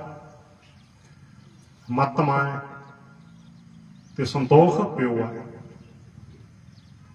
ਸੋ ਮਾਈ ਦਾ ਅਰਥ ਕੀ ਬਣ ਗਿਆ? ਹੈ ਮੇਰੀ ਮੱਤ। ਗੁਰੂ ਦੇ ਵਚਨ ਬੜੇ ਮਿੱਠੇ ਹੁੰਦੇ ਨੇ। ਮਾਈ ਚਰਨ ਗੁਰ ਮਿੱਠੇ। ਇਸੇ ਮਾਸ ਦੇ ਮਿਠਾਸ ਦੀ ਗੱਲ ਨਹੀਂ ਨਾ, ਗੁਰੂ ਦੇ ਵਚਨ ਬੜੇ ਮਿੱਠੇ ਹੁੰਦੇ ਆ। ਮਾਈ ਚਰਨ ਗੁਰ ਮਿੱਠੇ। ਵੱਡਾ ਭਾਗ ਦੇਵੈ ਪਰਮੇਸ਼ਰ। ਵੱਡਾ ਭਾਗ ਦੇਵੈ ਪਰਮੇਸ਼ਰ।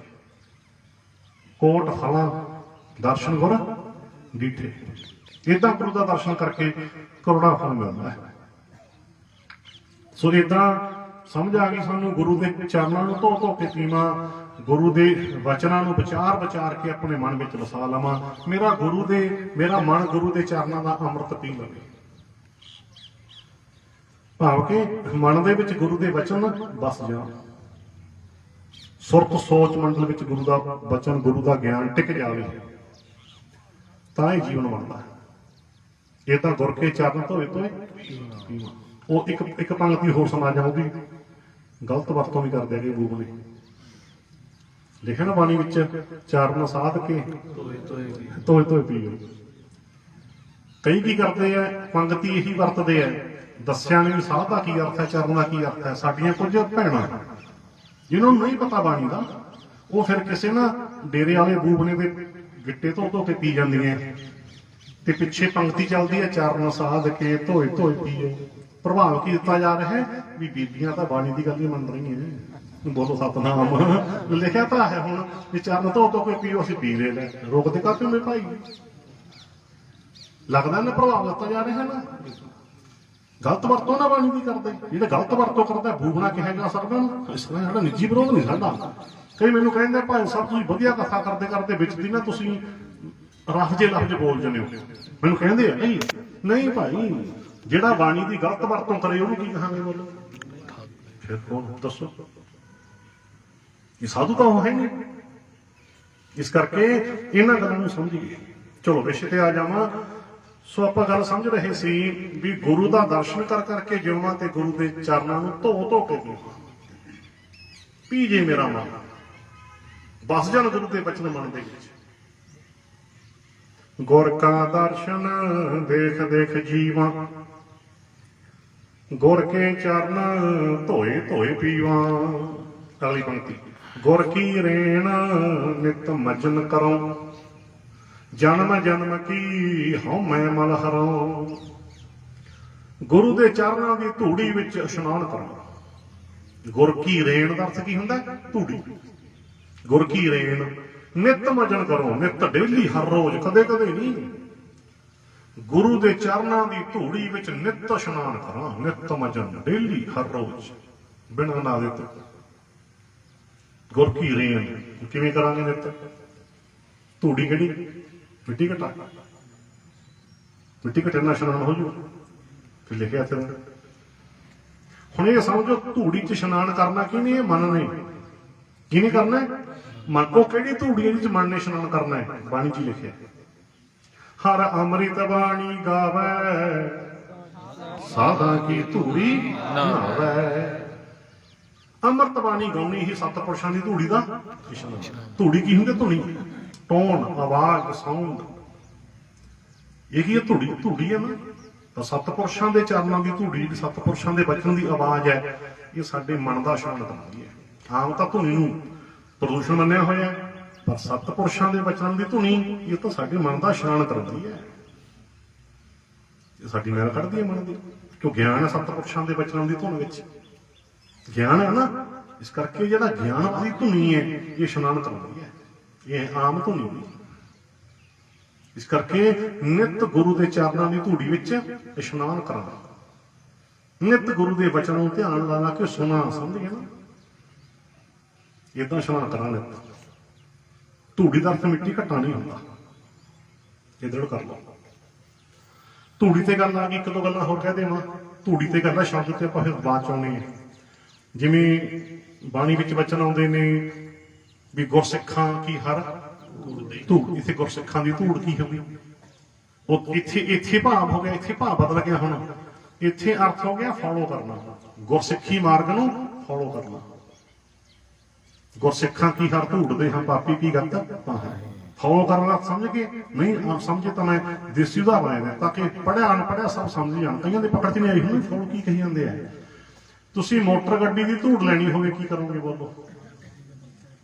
ਮੋਟਰ ਗੱਡੀ ਨੂੰ ਫੋਲੋ ਕਰੋ, ਭਾ ਪਿੱਛੇ ਪਿੱਛੇ ਚਲੋ। ਫੋਲੋ ਲਾ ਕੇ ਬੋਲਤਾ ਮਾਫ ਕਰਨਾ, ਕਈ ਵਾਰ ਜਵਾਨ ਤੇ ਚੜ੍ਹ ਜਾਂਦੇ, ਮੈਨੂੰ ਵੀ ਲੱਗਿਆ ਹੋਇਆ ਇੱਥੇ ਆ ਕੇ। ਪਿੱਛੇ ਪਿੱਛੇ ਤੁਰੋ, ਸੌਖਾ ਸਮਝ ਗਏ ਨਾ। ਹੁਣ ਮੋਟਰ ਗੱਡੀ ਦੇ ਪਿੱਛੇ ਪਿੱਛੇ ਤੁਰ ਰਹੇ ਆ, ਕੀ ਮਿਲ ਰਹੀ ਹੈ? ਮੋਟਰ ਗੱਡੀ ਦੀ ਧੂੜ ਮਿਲ ਰਹੀ ਹੈ। ਬਸ ਗੁਰਸਿੱਖੀ ਰਾਹ ਤੇ ਚੱਲਣਾ ਹੀ ਗੁਰਸਿੱਖਾਂ ਦੀ ਧੂੜ ਲੈਣਾ ਹੈ। ਵੀ ਉਸੇ ਰਾਹ ਤੇ ਤੂੰ ਆ ਜਾ ਗੁਰਸਿੱਖੀ ਮਾਰਗ ਤੇ। ਜਿਹੜੇ ਰਾਹ ਤੇ ਮੋਟਰ ਜਾਂਦੀ ਹੈ, ਮੋਟਰ ਉਸੇ ਰਾਹ ਤੂੰ ਤੁਰਿਆ ਜਾ, ਮੋਟਰ ਗੱਡੀ ਧੂੜੀ ਮਿਲ ਗਈ। ਬਸ ਜੋ ਮਾਰਗ ਗੁਰਸਿੱਖ ਚੱਲਦੇ ਆ, ਤੂੰ ਵੀ ਉਸੇ ਮਾਰਗ ਤੇ ਗੁਰਸਿੱਖਾਂ 'ਚ ਮਿਲ ਕੇ ਚੱਲ, ਗੁਰਸਿੱਖਾਂ ਦੀ ਧੂੜੀ ਮਿਲ ਗਈ। ਐ ਤਾਂ ਬਾਣੀ ਪੋਇਟਰੀ ਹੈ ਨਾ, ਕਾਵਿ ਭਾਸ਼ਾ ਹੈ, ਕਾਵਿ ਰੂਪ ਹੈ। ਏਦਾਂ ਗੁਰੂ ਦੇ ਚਰਨਾਂ ਦੀ ਅਸੀਂ ਧੂੜੀ ਲੈਣੀ ਹੈ, ਤੇ ਇੱਧਰ ਜੋ ਗੁਰਸਿੱਖਾਂ ਦੇ ਚਰਨਾਂ ਦੀ ਧੂੜ ਆਪਾਂ ਸਮਝੀਏ, ਗੁਰਸਿੱਖੀ ਮਾਰਗ ਤੇ ਚੱਲਣਾ ਹੈ। ਇਹੀ ਮੰਗੀ ਗੁਰਸਿੱਖਾਂ ਕੀ ਹਰ ਧੂੜਦੇ ਹਾਂ, ਪਾਪੀ ਕੀ ਗੱਤ।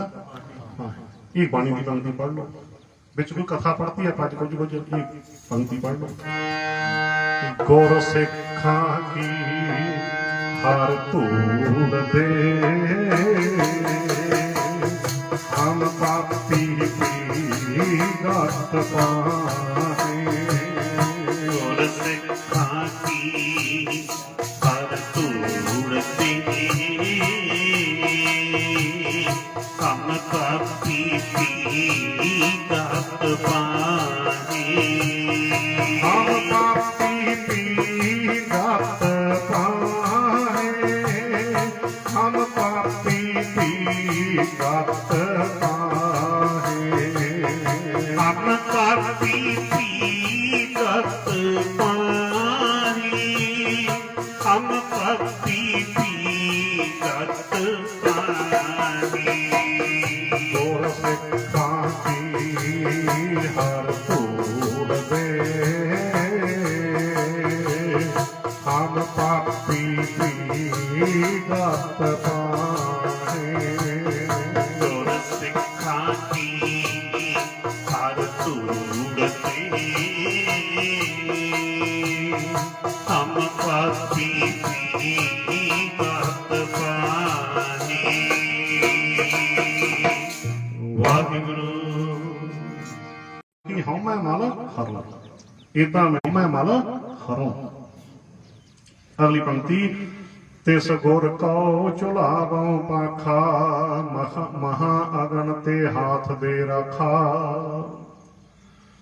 उस गुरु ਨੂੰ मैं पखा झलण ਦੀ सेवा करा, तिस गुरु को झुलावां पाखा, महा अगन ते हाथ दे राखा। जिसने मैनू महा अगन तो, महा अगन का भाव बकारां दी महा अग्नि तो हथ दे के रख लिया, बचा लिया, रखिया की। ये बकारां दी महा अग्नि अंदर ही मच रही है ना। हंस हेत लोभ कोप चारे नदियां अग, पवहि दजहि नानका तरिए करमी लग। सो तिस गुर को झुलावां पाखा, महा अगन ते हाथ दे राखा। ये तीन नुकते पहला दृढ़ कर लो, फिर आप समझांगे गल भी किदां।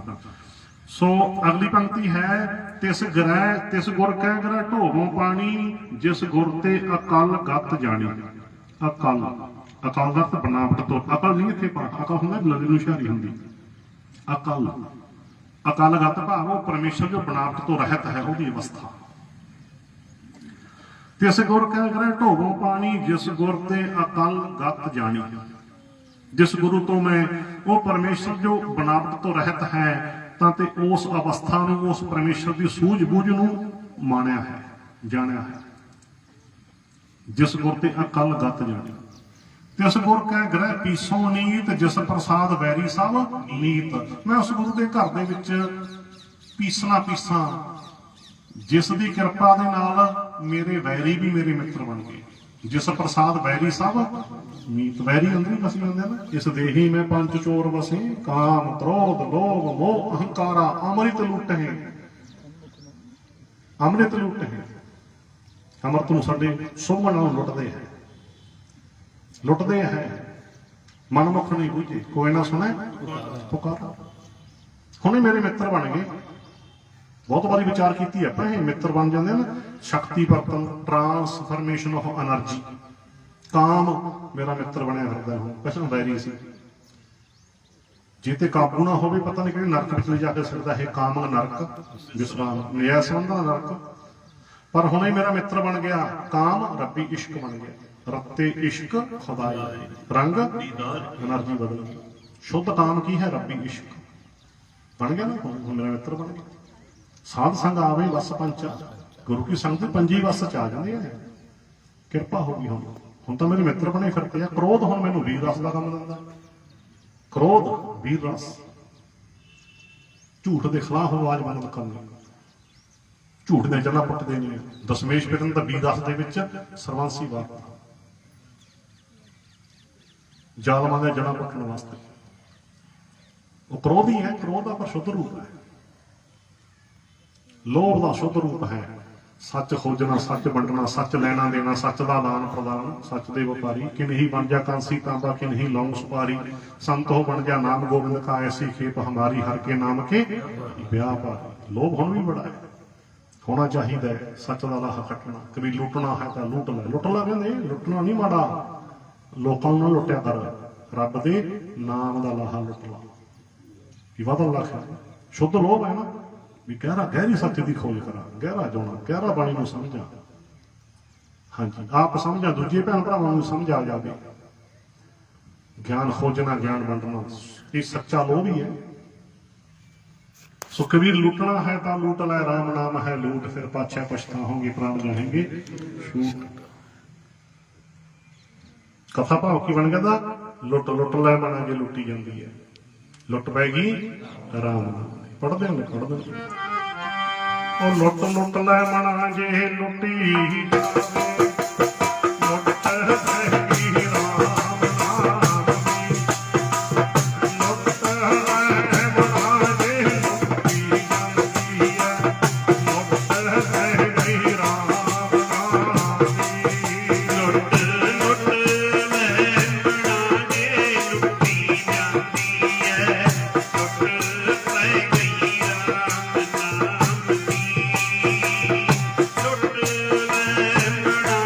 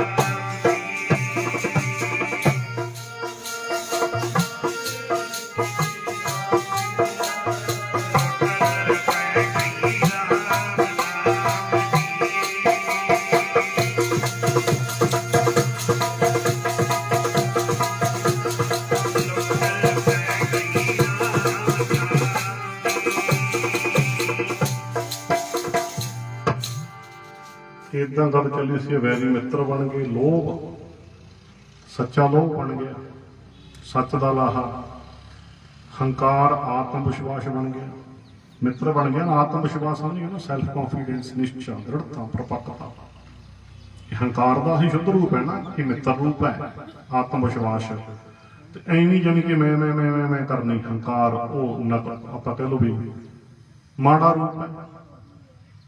ਜਿਸਕੇ ਅੰਤਰ ਰਾਜ ਅਭਿਮਾਨ ਸੋ ਨਰਕ ਪਾਤੀ ਹੋਤ ਸੁਆਨ, ਜੋ ਜਾने मैं जोबन बंत सो होत विष्टा का जंत, आपस को कर्म बंत कहा जन्म मरै व जोन प्रमाण, धन भूमिका जो करे गुमान, सो मूर्खंदा अज्ञान, कर कृपा जिसका हृदय गरीबी बसारा, नानक इहा मुक्त आज्ञा सुख पावै। एक चंगा हंकार है, एक माड़ा हंकार है। चंगा हंकार की है? आत्म विश्वास, निश्चय, दृढ़ता, प्रपक्कता। जिवें दशमेश पिता ने पूरे आत्म विश्वास नाल कहा, पूरे आत्म विश्वास नाल 1.25 लाख से एक लड़ाऊं तवै गोबिंद सिंह। अपना नाम लैके गया ना, जुरत ना अपना नाम लैके गया, जो मैं करूंगा। ये हंकार नहीं है कि ये आत्मविश्वास। जुरत नाल कहा, जिस दिन पहाड़ियों ने कहा सी साडा अड्ड बाटा तैयार कर दो, ਅਸੀਂ ਵੀ ਸਿੰਘ ਸੱਜ ਨੂੰ ਸਾਡਾ ਬਾਟਾ ਅੱਡ ਤਿਆਰ ਕਰ ਦਿਓ। ਅਸੀਂ ਝੋਰ ਨਾ ਸ਼ੀਂਦੇ ਚਮਾਰਾ ਨਾ ਤਾਂ ਨਹੀਂ ਛੱਡਦੇ, ਸਾਡਾ ਬਾਟਾ ਅੱਡ ਤਿਆਰ ਕਰ ਦਿਓ। ਦਸ਼ਮੇਸ਼ ਪਿਤਾ ਦੀ ਪੂਰੇ ਜੁਰਤ ਨਾਲ ਕਹਿੰਦੇ, ਸਿੱਖੀ ਵਿੱਚ ਜਾਤ ਦੇ ਹੰਕਾਰੀ ਨੂੰ ਕੋਈ ਥਾਂ ਨਹੀਂ। ਜੇ ਤੁਸੀਂ ਜਾਤ ਦਾ ਹੰਕਾਰ ਛੱਡਣ ਵਾਸਤੇ ਤਿਆਰ ਨਹੀਂ ਤਾਂ ਤੁਹਾਨੂੰ ਸਿੱਖੀ ਵਿੱਚ ਕੋਈ ਥਾਂ ਨਹੀਂ ਮਿਲ ਸਕਦਾ। ਆਓ ਸਾਹਮਣੇ ਰਾਹ ਜਾਂਦਾ, ਤੁਰ ਜਾਓ, ਕਰ ਦਿਓ ਅੱਡ ਬਾਟਾ ਤਿਆਰ ਇਹਨਾਂ ਦਾ। ਚੱਲ ਤੁਰ ਜਾਓ, ਇੱਥੋਂ ਦੇਖਣ ਨੂੰ ਕੀ ਲੱਗੂ? ਦੇਖਣ ਨੂੰ ਤਾਂ ਇਹ ਲੱਗੂ ਜੀ ਬਾਹਰੋਂ ਤਾਂ ਇਹ ਤਾਂ ਹੰਕਾਰ ਹੈ, ਗਈ ਨਾ ਨਾ ਨਾ, ਇਹ ਯੁਰਤ ਹੈ, ਸੱਚੀ ਯੁਰਤ ਹੈ ਇਹ। ਤੁਰ ਜਾਓ ਇੱਥੋਂ, ਅਸੀਂ ਗਿਣਤੀ ਨਹੀਂ ਪੂਰੀ ਕਰਨੀ ਕੋਈ। ਕਰ ਦਿਓ ਅੱਡ ਬਾਟਾ ਤਿਆਰ ਇਹਨਾਂ ਦਾ, ਰੰਗ ਲਾ ਦੇਵਾਂਗੇ ਸਿੱਖ ਬਣ ਕੇ। ਚਲੋ ਤੁਰ ਜਾਓ ਇੱਥੋਂ। ਜੋ ਲੱਗੇ ਨਾ ਜਾਣ, ਉਹ ਮਹਾਰਾਜ ਸਾਹਮਣੇ ਦੱਸਣਗੇ, ਉਹ ਰਾਹ ਜਾਂਦਾ ਰਾਹ, ਉਹ ਤੁਰ ਜਾਓ। ਡੰਡੀ ਲੱਗੋ, ਡੰਡੀ। ਜੋ ਲੱਗੇ ਜਾਣ, ਜਾਂਦਿਆਂ ਨੂੰ ਫਿਰ ਗੱਲ ਸੁਣ ਲਓ। ਜਾ ਕੀ ਜਾਤ ਵਰਨ ਕੁਲ ਮਾਹੀ, ਸਰਦਾਰੀ ਨਾ ਭਈ ਕਦਾਹੀ, ਇਨਹੀ ਕੋ ਸਰਦਾਰ ਬਣਾਉ ਤਵੈ ਗੋਬਿੰਦ ਸਿੰਘ ਨਾਮ ਕਹਾਉ। ਕਹਿੰਦੇ ਜਿਨ੍ਹਾਂ ਦੀ ਜਾਤ ਵਰਨ ਕੁਲ ਵਿੱਚ ਕੋਈ ਸੁਪਨਾ ਨਹੀਂ ਲੈ ਸਕਦਾ ਸੀ ਵੀ ਇਹ ਵੀ ਕਦੇ ਮਨੂਬਾਦ ਦੇ ਲਤਾੜੇ ਲੋਕ ਸਰਦਾਰ ਬਣ ਜਾਣਗੇ। ਜਿਹਨਾਂ ਨੂੰ ਜਿਹੜੇ ਸੁਪਨੇ ਦੇ ਵਿੱਚ ਵੀ ਸਰਦਾਰ ਨਹੀਂ ਬਣ ਸਕਦੇ ਸੀ, ਕਹਿੰਦੇ ਇਹਨਾਂ ਨੂੰ ਐਨ ਪ੍ਰਤੱਖ ਸਰਦਾਰ ਬਣਾ ਕੇ ਗੋਬਿੰਦ ਸਿੰਘ ਕਹਾਊਗਾ। ਬੋਲੋ ਸਤਨਾਮ। ਮਨੂਬਾਦ ਦੇ ਲਤਾੜੇ ਲੋਕ, ਠੀਕ ਹੈ, ਅੱਜ ਨਹੀਂ ਬਹੁਤਾ ਸਮਝ ਰਹੇ, ਵੱਖਰਾ ਵਿਸ਼ਾ ਹੈ ਜਾਗਰਤੀ ਦੀ ਹੋਰ ਕਹਾਣੀ। ਸਰਦਾਰ ਤਾਂ ਗੁਰੂ ਬਣਾਉਂਦਾ ਹੈ, ਮਨੂਬਾਦ ਦੇ ਲਤਾੜੇ ਲੋਕ ਬਣਾਏ ਨਾ ਸਰਦਾਰ ਵੱਲੋਂ। ਇਹ ਯਾਦ ਰੱਖਿਓ, ਜ਼ਿਮੀਂਦਾਰ ਜੱਟ ਵੀ ਸ਼ੂਦਰਾਂ ਚ ਸੀ, ਕਦੇ ਭੁੱਲ ਨਾ ਜਾਏ। ਕਈ ਵਾਰੀ ਅਸੀਂ ਹੰਕਾਰ ਕਰਨੇ ਵੀ ਸ਼ਾਇਦ ਤਾਂ ਦੂਜੇ ਝੋਨਾ ਸ਼ੀਵੇ ਚ ਮਾਰ, ਨਾ ਨਾ ਨਾ, ਕਾਸ਼ਤਕਾਰ ਮੰਨੇ ਸੀ। ਜ਼ਮੀਨ ਨਹੀਂ ਨਾ ਹੋ ਸਕਦੀ ਸੀ, ਸ਼ੂਦਰ ਦੇ ਨਾਲ ਪ੍ਰਾਪਰਟੀ ਨਹੀਂ ਹੋ ਸਕਦੀ, ਜ਼ਿਮੀਂਦਾਰ ਦੇ ਨਾਲ ਵੀ ਜ਼ਮੀਨ ਨਹੀਂ ਹੋ ਸਕਦੀ ਸੀ। ਕਿਉਂ? ਸ਼ੂਦਰਾਂ ਚ ਮੰਨੇ ਸੀ। ਇਹ ਜ਼ਮੀਨ ਦੇ ਕਾਸ਼ਤਕਾਰ ਸੀ ਬਸ। ਤੇ ਕਿਹਨੇ ਲਵਾਈਆਂ ਜ਼ਮੀਨਾਂ ਨਾਲ? ਬੋਲੋ, ਬੰਦਾ ਸਿੰਘ। ਹਾਂਜੀ, ਪਹਿਲੀ ਵਾਰ ਕਾਸ਼ਤਕਾਰਾਂ ਨੂੰ ਮਾਲਕ ਬਣਾਇਆ ਜ਼ਮੀਨਾਂ ਦੇ, ਜ਼ਗੀਰਦਾਰੀ ਸਿਸਟਮ ਖਤਮ ਕੀਤਾ। ਬਾਬਾ ਬੰਦਾ ਸਿੰਘ ਬਹਾਦਰ ਨੇ ਜ਼ਮੀਨਾਂ ਦੇ ਮਾਲਕ ਸਰਦਾਰ ਬਣਾਏ। ਮਨੂਬਾਦ ਦੇ ਵਿੱਚ ਤਾਂ ਜ਼ਿਮੀਂਦਾਰ ਦੇ ਨਾਂ ਪ੍ਰਾਪਰਟੀ ਨਹੀਂ ਹੋ ਸਕਦੀ ਸੀ। ਬੋਲੋ ਸਤਨਾਮ। ਭੁੱਲਣਾ ਜਾਏ ਪਰਪਕਾਰ। ਇਹ ਤਾਂ ਮਨੂਬਾਦ ਦੇ ਲਤਾੜੇ ਲੋਕ ਕਿਵੇਂ ਸਰਦਾਰ ਬਣਾਏ। ਅੱਜ ਦਾੜਾ ਪ੍ਰਕਾਸ਼ ਹੋਵੇ, ਦਸਤਾਰ ਸਜਾਈ ਹੋਵੇ, ਪੰਜ ਖਤਾਰੀ ਪਾਣਾ ਪਾਇਆ ਹੋਵੇ, ਭਾਵੇਂ ਝਾੜੂ ਮਾਰਦਾ ਹੋਵੇ, ਲੰਗਰ ਵਾਲਾ ਕੀ ਕਹਿੰਦਾ? ਸਰਦਾਰ ਜੀ ਮਾੜਾ ਜਿਹਾ ਰੁਕ ਜਾਓ ਜੀ। ਬੋਲੋ ਸਤਨਾਮ। ਇਹਦੀ ਜ਼ਰੂਰਤ ਨਹੀਂ ਹੈਗਾ, ਤੂੰ ਮਾੜਾ ਖੜ ਜਾਵੇ ਨਾ, ਸਰਦਾਰ ਜੀ ਮਾੜਾ ਜਿਹਾ ਰੁਕ ਜਾਓ ਜੀ। ਇੱਦਾਂ ਹੀ ਹੁੰਦਾ, ਜੇਬ ਖਾਲੀ ਹੋਵੇ, ਪੰਜੀ ਨਾ ਹੋਵੇ ਜੇਬ ਚ, ਆਹ ਸਰਦਾਰੀ ਸਰੂਪ ਸਰਦਾਰ ਜੀ ਕਹਿੰਦਾ ਨਾ। ਤੇ ਦੂਜੇ ਪਾਸੇ ਜੇਬ ਭਰੀ ਹੋਵੇ 2-2000 ਦੇ ਨੋਟਾਂ ਦੀ, ਜ਼ਮੀਨ ਹੋਵੇ 15 ਕਿੱਲੇ ਨਾ, ਪਰ ਮੂੰਹ ਸਿਰ ਮੰਨਿਆ ਹੋਵੇ ਤਾਂ ਅਲੱਗ ਬਾਬੂ ਜੀ ਕਹਿੰਦਾ। ਬੋਲੋ ਸਤਨਾਮ। ਬਾਬੂ ਜੀ ਕਹਿੰਦਾ। ਬੱਸ ਚ ਕੰਡਕਟਰ ਕਹਿੰਦਾ ਬਾਬੂ ਜੀ ਇੱਧਰ ਨੂੰ ਹੋਰ ਘੁੱਕਾ ਪੈ ਗਿਆ, ਕਹਿੰਦਾ ਬਾਬੂ ਜੀ ਨਹੀਂ ਮੈਂ ਤਾਂ ਸਰਦਾਰ ਹੈ। ਕੰਡਕਟਰ ਵੀ ਕਹਾਂਗਾ ਸਰਦਾਰੀ ਸਾਹਮਣੇ ਕਿੱਥੇ ਕੀ ਤੇਰੀ ਸਰਦਾਰ? ਮੈਨੂੰ ਕੀ ਪਤਾ ਹੁਣ, ਮੈਨੂੰ ਕੀ ਪਤਾ ਹੁਣ, ਮੇਰੇ ਤਾਂ ਗੁੱਸੇ ਕਾਤੇ ਹੁਣ? ਕੰਡਕਟਰ ਕਹਿੰਦਾ, ਕੰਡਕਟਰ ਨੇ ਬਾਬੂ ਜੀ ਕਹਿੰਦਾ ਬਾਬੂ ਜੀ ਥੋੜਾ, ਮੈਂ ਤਾਂ ਸਰਦਾਰ ਦਾ ਕਾਕਾ। ਕੰਡਕਟਰ ਕਹਿੰਦਾ ਫਿਰ ਮੈਨੂੰ ਲੜਦਾ ਕਾਤੇ ਮੇਰੇ ਨਾਲ? ਬਣਾ ਲਾ ਪਲੇਟਫਾਰਮ। ਸੋ ਕਹਿਣ ਦਾ ਇਹ ਹੈ ਜੁਰਤ। ਆਓ ਵਿਸ਼ੇ ਵੱਲ ਆ ਗਈ। ਆਪਾਂ ਕਈ ਵਾਰੀ ਵਿਚਾਰ ਕਰਦੇ ਕਰਦੇ ਅੱਗੇ ਗੱਲਾਂ ਹੋਰ ਹੋ ਜਾਂਦੀਆਂ। ਇਹ ਤਾਂ गुरु के दर ते मैं पीसना पीसा, तिस गुर कह करे पीसो नीत, जिस प्रसाद बैरी सब, जिदी कृपा न सारे बैरी कान को लोह मोह हंकार आदि सारे मेरे मित्र बन गए, मित्र बन गए। मोह सर्वत का प्यार बन गया। सबको मीत हम अपन कीना हम सबना के साजन, दूर परायो मन का बिरहा ता मेल कियो मेरा राजन, जिस प्रसाद बैरी सब। अगली पंक्ति, जिन गुर मोह को दीन, सच एक गल नुकता रह गया।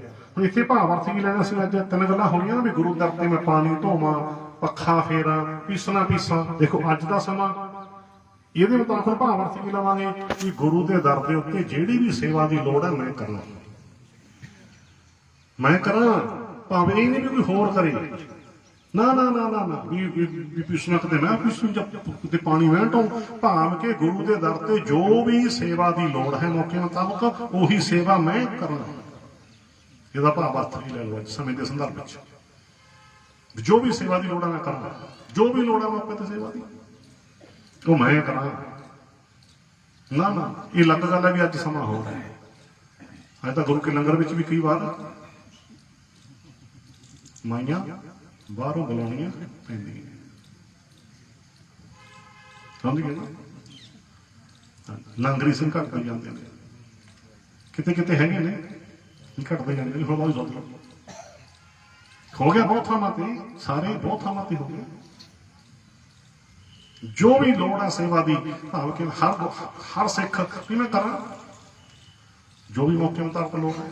ਕਦੇ ਬਿਜਲੀ ਚਲੇਗੀ, ਪੱਖੇ ਦੀ ਲੋੜ ਸੰਗਤ ਵਿੱਚ, ਸੰਗਤ ਹਰ ਭਰਾ ਵਸੈ ਜੀ। ਗੁਰਸਿੱਖਾਂ ਅੰਦਰ ਸਤਿਗੁਰ ਵਰਤੈ। ਮੰਨ ਲਓ ਨਹੀਂ ਲਾਈਟ, ਗਰਮੀ ਹੈ, ਸੰਗਤ ਜੁੜੀ ਹੋਈ ਹੈ, ਉਸ ਵੇਲੇ ਸੰਗਤ ਨੂੰ ਪੱਖੇ ਦੀ ਸੇਵਾ ਵੀ ਸਤਿਗੁਰ ਦੀ ਸੇਵਾ ਹੈ, ਕਿਉਂਕਿ ਗੁਰਸਿੱਖ ਸੰਗਤਾਂ ਵਿੱਚ ਵੀ ਸਤਿਗੁਰ ਹੀ ਵਰਤਦਾ ਹੈ। ਬੋਲੋ ਸਤਨਾਮ। ਇਹਦੀ ਲਿਖਿਆ ਨਾ ਬਾਣੀ ਵਿੱਚ, ਗੁਰਸਿੱਖਾਂ ਅੰਦਰ, ਸਿੱਖਾਂ ਬਹੁ ਵਚਨ ਹੈ, ਗੁਰਸਿੱਖਾਂ ਅੰਦਰ ਸਤਿਗੁਰ ਵਰਤਦਾ ਹੈ। ਜੋ ਸਿੱਖਾਂ ਨੂੰ ਲੋਚਾ ਸੋ ਗੁਰਖੁਸ਼ੀ ਆਵੇ।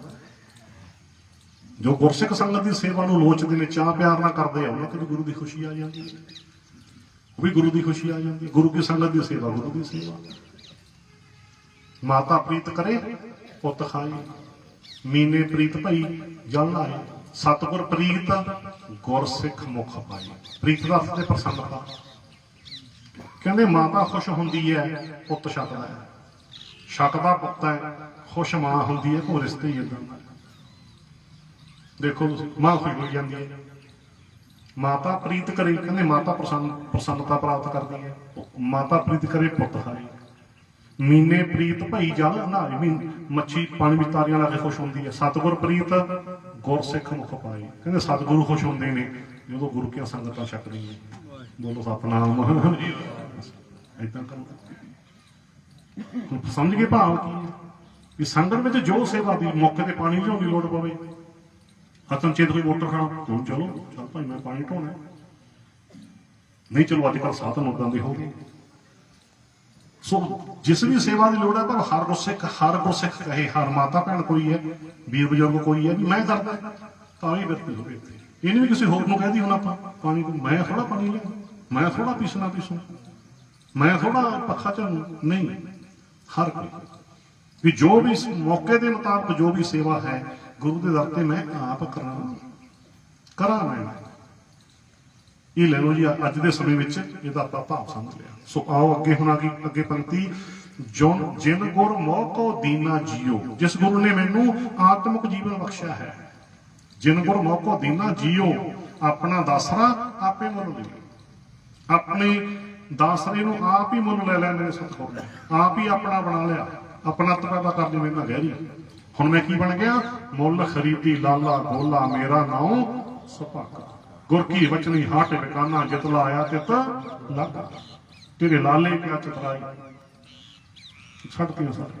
ਹੁਣ ਤੂੰ ਮੈਨੂੰ ਆਪਣੀ ਬਣਾ ਲਿਆ, ਮੁੱਲ ਖਰੀਦੀ, ਆਪਣਾ ਦਾਸਰਾ ਆਪਣੇ ਮੁੱਲ ਲਈ। ਅਗਲੀ ਪੰਕਤੀ, ਆਪੇ ਲਾਇਓ ਆਪਣਾ ਪਿਆਰ, ਆਪ ਹੀ ਮੇਰੇ ਅੰਦਰ ਆਪਣਾ ਪਿਆਰ ਗੁਰੂ ਨੇ ਲਾ ਦਿੱਤਾ। ਆਪ ਹੀ ਸਾਨੂੰ ਵੀ ਲੱਗ ਜਾਣਾ। ਬਹੁਤ ਵਾਰ ਦੱਸਿਆ ਤਰੀਕਾ ਨਾ, ਉਦਾਹਰਨ ਲੈ ਲਓ ਆਮ ਜੀ। ਬੱਚਾ ਖੇਡਦਾ ਆਪਣੇ ਬਾਪ ਦੀ ਗੋਦ ਵਿੱਚ ਆ ਕੇ ਬਹਿ ਗਿਆ। ਗੋਦ ਵਿੱਚ ਬੈਠੇ ਬੱਚੇ ਨੂੰ, ਬੱਚਾ ਧੀ ਪੁੱਤ ਕੋਈ ਹੈ, ਬੱਚਾ ਸਮਝਾ ਲਾ ਜਾਏ, ਪਤਾ ਕੀ ਕਹਿੰਦਾ ਬਾਪ? ਕਹਿ ਪੁੱਤ ਪਾਪਾ। ਬੱਚਾ ਬੋਲਦਾ, ਉਹ ਫਿਰ ਬੋਲਦਾ। ਆਪਣਾ ਨਾਂ ਆਪ ਹੀ ਲੈਣ ਲਿਆ, ਆਪਣਾ ਪਿਆਰਾ ਆਪ ਹੀ ਪਾਲਿਆ। ਇੱਕ ਦੇਸੀ ਉਦਾਹਰਨ ਹੈ ਜੀ ਪਕੜ ਚ ਆ ਜੀ, ਭਾਵ ਕਿ ਤੂੰ ਸਾਂਝਾ ਸਾਹਿਬ ਬਾਪ ਹਮਾਰਾ। ਉੱਥੇ ਆ ਜਾ ਹੁਣ ਵੱਡੇ ਪਿਓ ਤੇ, ਤੂੰ ਸਾਰਿਆਂ ਦਾ ਸਾਂਝਾ ਬਾਪ ਹੈ ਪਰਮੇਸ਼ਰ। ਏਕ ਪਿਤਾ ਏਕ ਸਕੇ ਹਮ, ਬਾਰਕ ਤੂੰ ਮੇਰਾ। ਬਸ ਏਦਾਂ ਆਪਣੇ ਆਪ ਨੂੰ ਉਹਦੀ ਗੋਦ ਵਿੱਚ ਮਹਿਸੂਸ ਕਰੋ ਕਿ ਮਾਲਕ ਦੀ ਗੋਦ ਵਿੱਚ ਬੈਠੇ। ਪਰ ਗੋਦ ਬੈਠੇ ਵਿੱਚ ਬੈਠਿਆ ਨਾ ਆਪਣਾ ਪਿਆਰ ਆਪ ਹੀ ਲਾਉਂਦਾ। ਤੂੰ ਧਿਆਨ ਲਾ ਕੇ ਉਹਦੀ ਗੋਦ 'ਚ ਬੈਠਣਾ ਸਿੱਖ। ਉਹਨੇ ਤੇਰੇ ਅੰਦਰ ਆਪਣਾ ਪਿਆਰ ਆਪ ਹੀ ਪੈਦਾ ਕਰ ਦੇਣਾ ਤੇ ਆਪਣੇ ਆਪ ਹੀ ਤੇਰੇ ਅੰਦਰੋਂ ਖਿਆਲ ਆਉਣਾ ਕਿ ਮੈਨੂੰ ਕਹਿੰਦੇ ਨਹੀਂ ਗੁਰੂ ਪਿਤਾ ਜੀ ਕਹੇ ਪੁੱਤ ਵਾਹ ਗੁਰੂ। ਐਂ ਲੱਗਿਆ ਮੈਨੂੰ ਉਹਨਾਂ ਨੇ ਕਿਹਾ ਪਹਿਲਾਂ, ਫਿਰ ਮੈਨੂੰ ਲੱਗਿਆ ਹੁਣ ਮੈਂ ਦੁਬਾਰਾ ਕਹਿ। ਵਾਹ ਕਹਿਣ 'ਚ ਸਵਾਦ ਆਉਂਦਾ ਤਾਂ ਸਮਝ ਲਓ ਉਹਨੇ ਕਹਿਣ ਲਾ ਲਿਆ। ਬੋਲੋ ਸਤਿਨਾਮ, ਭਾਵਨਾ ਬਣਾ ਕੇ ਦੇਖੋ। ਇੱਕ ਵਾਰੀ ਉਹ ਕਹਿੰਦਾ ਮੈਨੂੰ, ਇੱਕ ਵਾਰੀ ਫਿਰ ਮੰਨ ਲਓ। ਤਰੀਕੇ ਆ, ਦੇਖ ਲਓ ਤੁਸੀਂ, ਦੇਖ ਲਓ ਤੁਸੀਂ ਕਿੰਨੀ ਆਪਣਤ ਪੈਦਾ ਹੁੰਦੀ ਹੈ ਅੰਦਰ, ਕਿੰਨਾ ਪਿਆਰ ਲਾਇਆ ਆਪ ਹੀ ਲਾ ਲਿਆ ਨਾ। ਫਿਰ ਗੋਦ 'ਚ ਤਾਂ ਬੈਠ ਲਾ ਤਾਂ ਲਊਗਾ ਆਪੇ। ਮੰਨ ਤਾਂ ਸਹੀ ਉਸ ਨੂੰ, ਉਹਦੀ ਰੂਹਾਨੀ ਗੋਦ ਨੂੰ ਮੰਨ ਤਾਂ ਸਹੀ। ਬੈਠ ਗੋਦ ਵਿੱਚ, ਆਪਣੇ ਆਪ ਨੂੰ ਪਰਮੇਸ਼ਰ ਦੀ ਗੋਦ ਵਿੱਚ ਮਹਿਸੂਸ ਕਰੋ। ਬਸ ਉਸ ਪਿਤਾ ਪਰਮੇਸ਼ਰ ਨੇ ਆਪਣਾ ਨਾਮ ਆਪ ਹੀ ਲਾ ਲਿਆ, ਆਪ ਹੀ ਪਿਆਰ ਕਰ ਲਿਆ। ਬਸ ਫੀਲ ਕਰੀ। ਇੱਕ ਵਾਰੀ ਉਹ ਕਹਿੰਦਾ ਹੈ, ਇੱਕ ਵਾਰੀ ਮਗਰ ਤੋਤਲੀ ਦੀ ਆਵਾਜ਼ ਵਿੱਚ ਬੱਚਾ ਬੋਲ ਮੈਂ ਕਹਿੰਦਾ। ਇੱਕ ਵਾਰੀ ਉਹ ਕਹਿੰਦਾ ਕਹਿ ਪੁੱਤ ਵਾਹ, ਮੈਂ ਤਾਂ ਉਹਦੇ ਮਗਰ ਰਹਿਣਾ। ਚਲੋ ਆਪੇ ਲਾਇਓ ਆਪਣਾ ਪਿਆਰ। ਸਦਾ ਸਦਾ ਤਿਸ ਗੁਰ ਕੋ ਕਰੀ ਨਮਸਕਾਰ। ਸਦਾ ਸਦਾ ਹੀ ਉਸ ਗੁਰੂ ਨੂੰ ਨਮਸਕਾਰ ਕਰਦਾ। ਸਦਾ ਸਦਾ ਤਿਸ ਗੁਰ ਕੋ ਕਰੀ ਨਮਸਕਾਰ। ਸਮਾਪਤੀ ਦੀ ਪੰਕਤੀ। ਕਾਲ ਕਲੇਸ਼ ਭੈ ਭ੍ਰਮ ਦੁਖ ਲਾਥਾ, ਕਹੋ ਨਾਨਕ ਮੇਰਾ ਗੁਰ ਸਮਰਥਾ। ਮੇਰੇ ਅੰਦਰੋਂ ਕਾਲ ਕਲੇਸ਼ ਮੁੱਕ ਗਿਆ। ਕਲੇਸ਼ ਪਹਿਲਾਂ ਅੰਦਰ ਪੈਂਦਾ, ਬਾਹਰ ਤਾਂ ਮਗਰੋਂ ਪੈਂਦਾ। ਜਿਹਦੀ ਅੰਦਰੋਂ ਕਲੇਸ਼ ਮੁੱਕ ਗਿਆ ਬਾਹਰ ਵੀ ਮੁੱਕ ਗਿਆ। ਮੁੱਕਦਾ ਨਾ ਪਹਿਲਾਂ ਅੰਦਰੋਂ। ਪੜੋ ਸੁਖਮ ਸਾਹਿਬ ਦੀ ਪਹਿਲੀ ਪੰਕਤੀ। ਸਿਮਰੋ ਸਿਮਰ ਸਿਮਰ ਸੁਖ ਪਾਵੋ, ਕਲ ਕਲੇਸ਼ ਤਨ ਮਾਹੀ ਮਿਟਾਵੋ। ਜਿਹੜਾ ਸਰੀਰ ਵਿੱਚ ਕਲੇਸ਼ ਪਿਆ ਹੋਇਆ ਨਾ, ਪਹਿਲਾਂ ਤਾਂ ਉਹ ਮਿਟਾ ਲੈਂਦਾ। ਅੰਦਰੀ ਕਲੇਸ਼ ਪਿਆ ਹੋਇਆ, ਕਾਮ ਦਾ, ਕ੍ਰੋਧ ਦਾ, ਲੋਭ ਦਾ, ਮੋਹ ਦਾ, ਹੰਕਾਰ ਦਾ, ਆਸ਼ਾ, ਵਾਸ਼ਨਾ, ਤ੍ਰਿਸ਼ਨਾ, ਪਤਾ ਨਹੀਂ ਅੰਦਰ ਬੜਾ ਕਲੇਸ਼ ਪਿਆ ਹੋਇਆ। ਕਈ ਵਾਰ ਤਾਂ ਨੀਂਦ ਵੀ ਨਹੀਂ ਆਉਂਦੀ ਰਹੀਆਂ। ਆਪਦੇ ਨਾਲ ਆਪ ਹੀ ਕਲੇਸ਼ ਪਾਈ ਬੈਠਾ ਹੈ। ਹਾਂ ਕਿੱਥੇ ਹੁੰਦੀ ਕਲੇਸ਼ ਬਹੁਤ ਪੈ ਰਿਹਾ। ਇੱਕ ਇਹ ਨਿਬੜਦਾ, ਕਲੇਸ਼ ਨਿਬੜਦਾ ਪਹਿਲਾਂ। ਜੋ ਅੰਦਰੋਂ ਨਿਬੜ ਗਿਆ ਬਾਹਰੋਂ ਵੀ ਨਿਬੜ ਜਾਣਾ। ਸੋ ਕਾਲ ਕਲੇਸ਼ ਭੈ ਸਹਿਮ ਖਤਮ ਹੋ ਗਿਆ ਅੰਦਰੋਂ। ਡਰ ਜਾ ਤਾਂ ਹੁਣ ਲੱਗਦਾ ਹੀ ਨਹੀਂ, ਇਹ ਨਹੀਂ ਪਤਾ ਡਰ ਕੀ ਹੁੰਦਾ। ਪਹਿਲਾਂ ਐਵੇਂ ਕਹੀ ਜਾਂਦੇ ਕਿ ਡਾਕਟਰਾਂ ਕੋਲ ਜਾ ਕੇ ਵੀ ਕਹੀ ਜਾਂਦੀ ਸੀ, ਡਾਕਟਰ ਸਾਹਿਬ ਜੀ ਡਰ ਜਾ ਲੱਗਦਾ ਰਹਿੰਦਾ ਜੀ। ਕਹਿੰਦਾ ਐਂ ਲੱਗਦਾ ਜੀ ਕਿਤੇ ਕੁਛ ਹੋ ਹੀ ਨਾ ਜਾਵੇ ਜੀ, ਅੱਜ ਬੰਬ ਚੱਲਦਾ। ਇਹ ਮਾਨਸ ਭਰੋਗਾ, ਸੱਚ ਜਾਣੋ ਤੁਸੀਂ। ਡਰ ਜਾ ਲੱਗੀ ਜਾਂਦਾ, ਕਹਿੰਦੇ ਖੋਰਾ ਜਾ ਇੱਕ ਧੁੰਨੀ ਜੀ ਕੋਲੋਂ ਖੋਰਾ ਜਾ ਲੱਗਿਆ ਰਹਿੰਦਾ, ਜੀ ਜਾ ਲਿੱਸਾ ਜਾ ਹੋਈ ਜਾਂਦਾ। ਹਾਂ ਜੇ ਲੱਗਦਾ ਵੀ ਖੋਊਗਾ ਕੁਛ। ਇਹ ਰੋਗ ਹੈ ਜੀ। ਹਾਂ ਚੱਕ ਤੇ ਸਹਿਮ ਗੁਰੂ ਨੇ ਸਾਰੇ। ਜਿਨ ਨਿਰਭਉ ਜਿਨ ਹਰ ਨਿਰਭਉ, ਧਿਆਇਆ ਜੀ ਤਿਨ ਕਾ ਭਾਉ ਸਭ ਗਵਾਸੀ। ਜਿਨ ਹਰ ਨਿਰਭਉ ਜਿਨ ਹਰ ਨਿਰਭਉ, ਧਿਆਇਆ ਜੀ ਤਿਨ ਕਾ ਭਾਉ ਸਭ ਗਵਾਸੀ। ਰਹਿਣਾ ਚ ਵੀ ਪੜ੍ਹਦੇ ਉੱਪਰ। ਡਰ ਡਰ ਮਰਤੇ ਜਬ ਜਾਨੀ ਹੈ ਦੂਰ, ਡਰ ਚੁੱਕਾ ਦੇਖਿਆ ਭਾਰ ਪੂਰ। ਉਹ ਸਾਰੇ ਭਰਪੂਰ ਹੈ, परिपूर्ण है, हाजर नाजर है। मैनू कहता डर निरभौ संग तुम्हारे वास्ते डरन कहाँ के आया। कितों आ गया है डर? भुल गया तू माल को। मैं तो उस निरभौ की अंश हाँ, कितों आ गया डर है। इस करके काल कलेश भै भ्रम का अर्थ भटकना मुख गई सारी। काल कलेश भै भ्रम दुख लाथा, दुख लथ गई। कहो नानक मेरा गुर समरथ। कहो नानक, गुरु नानक बाबा जी कह रहे हैं पंजवें स्वरूप च मेरा गुरु सारिया शक्तियां का मालक है। समरथा मतलब समर्थ सर्व शक्तिमान। मेरा गुरु सारिया शक्तियां का मालक है। इतों तक शब्द की विचार की है। 6 पौड़ियां आनंद साहब पाठ समाप्त। कल को कोशिश करो ਅੱਜ ਨਾਲੋਂ ਪਹਿਲਾਂ ਆਉਂਦੇ ਤੱਕ। ਰਾਮ ਕਲੀ ਮਹਿਲਾ ਤੀਜਾ ਆਨੰਦ ਇੱਕ ਓੰਕਾਰ।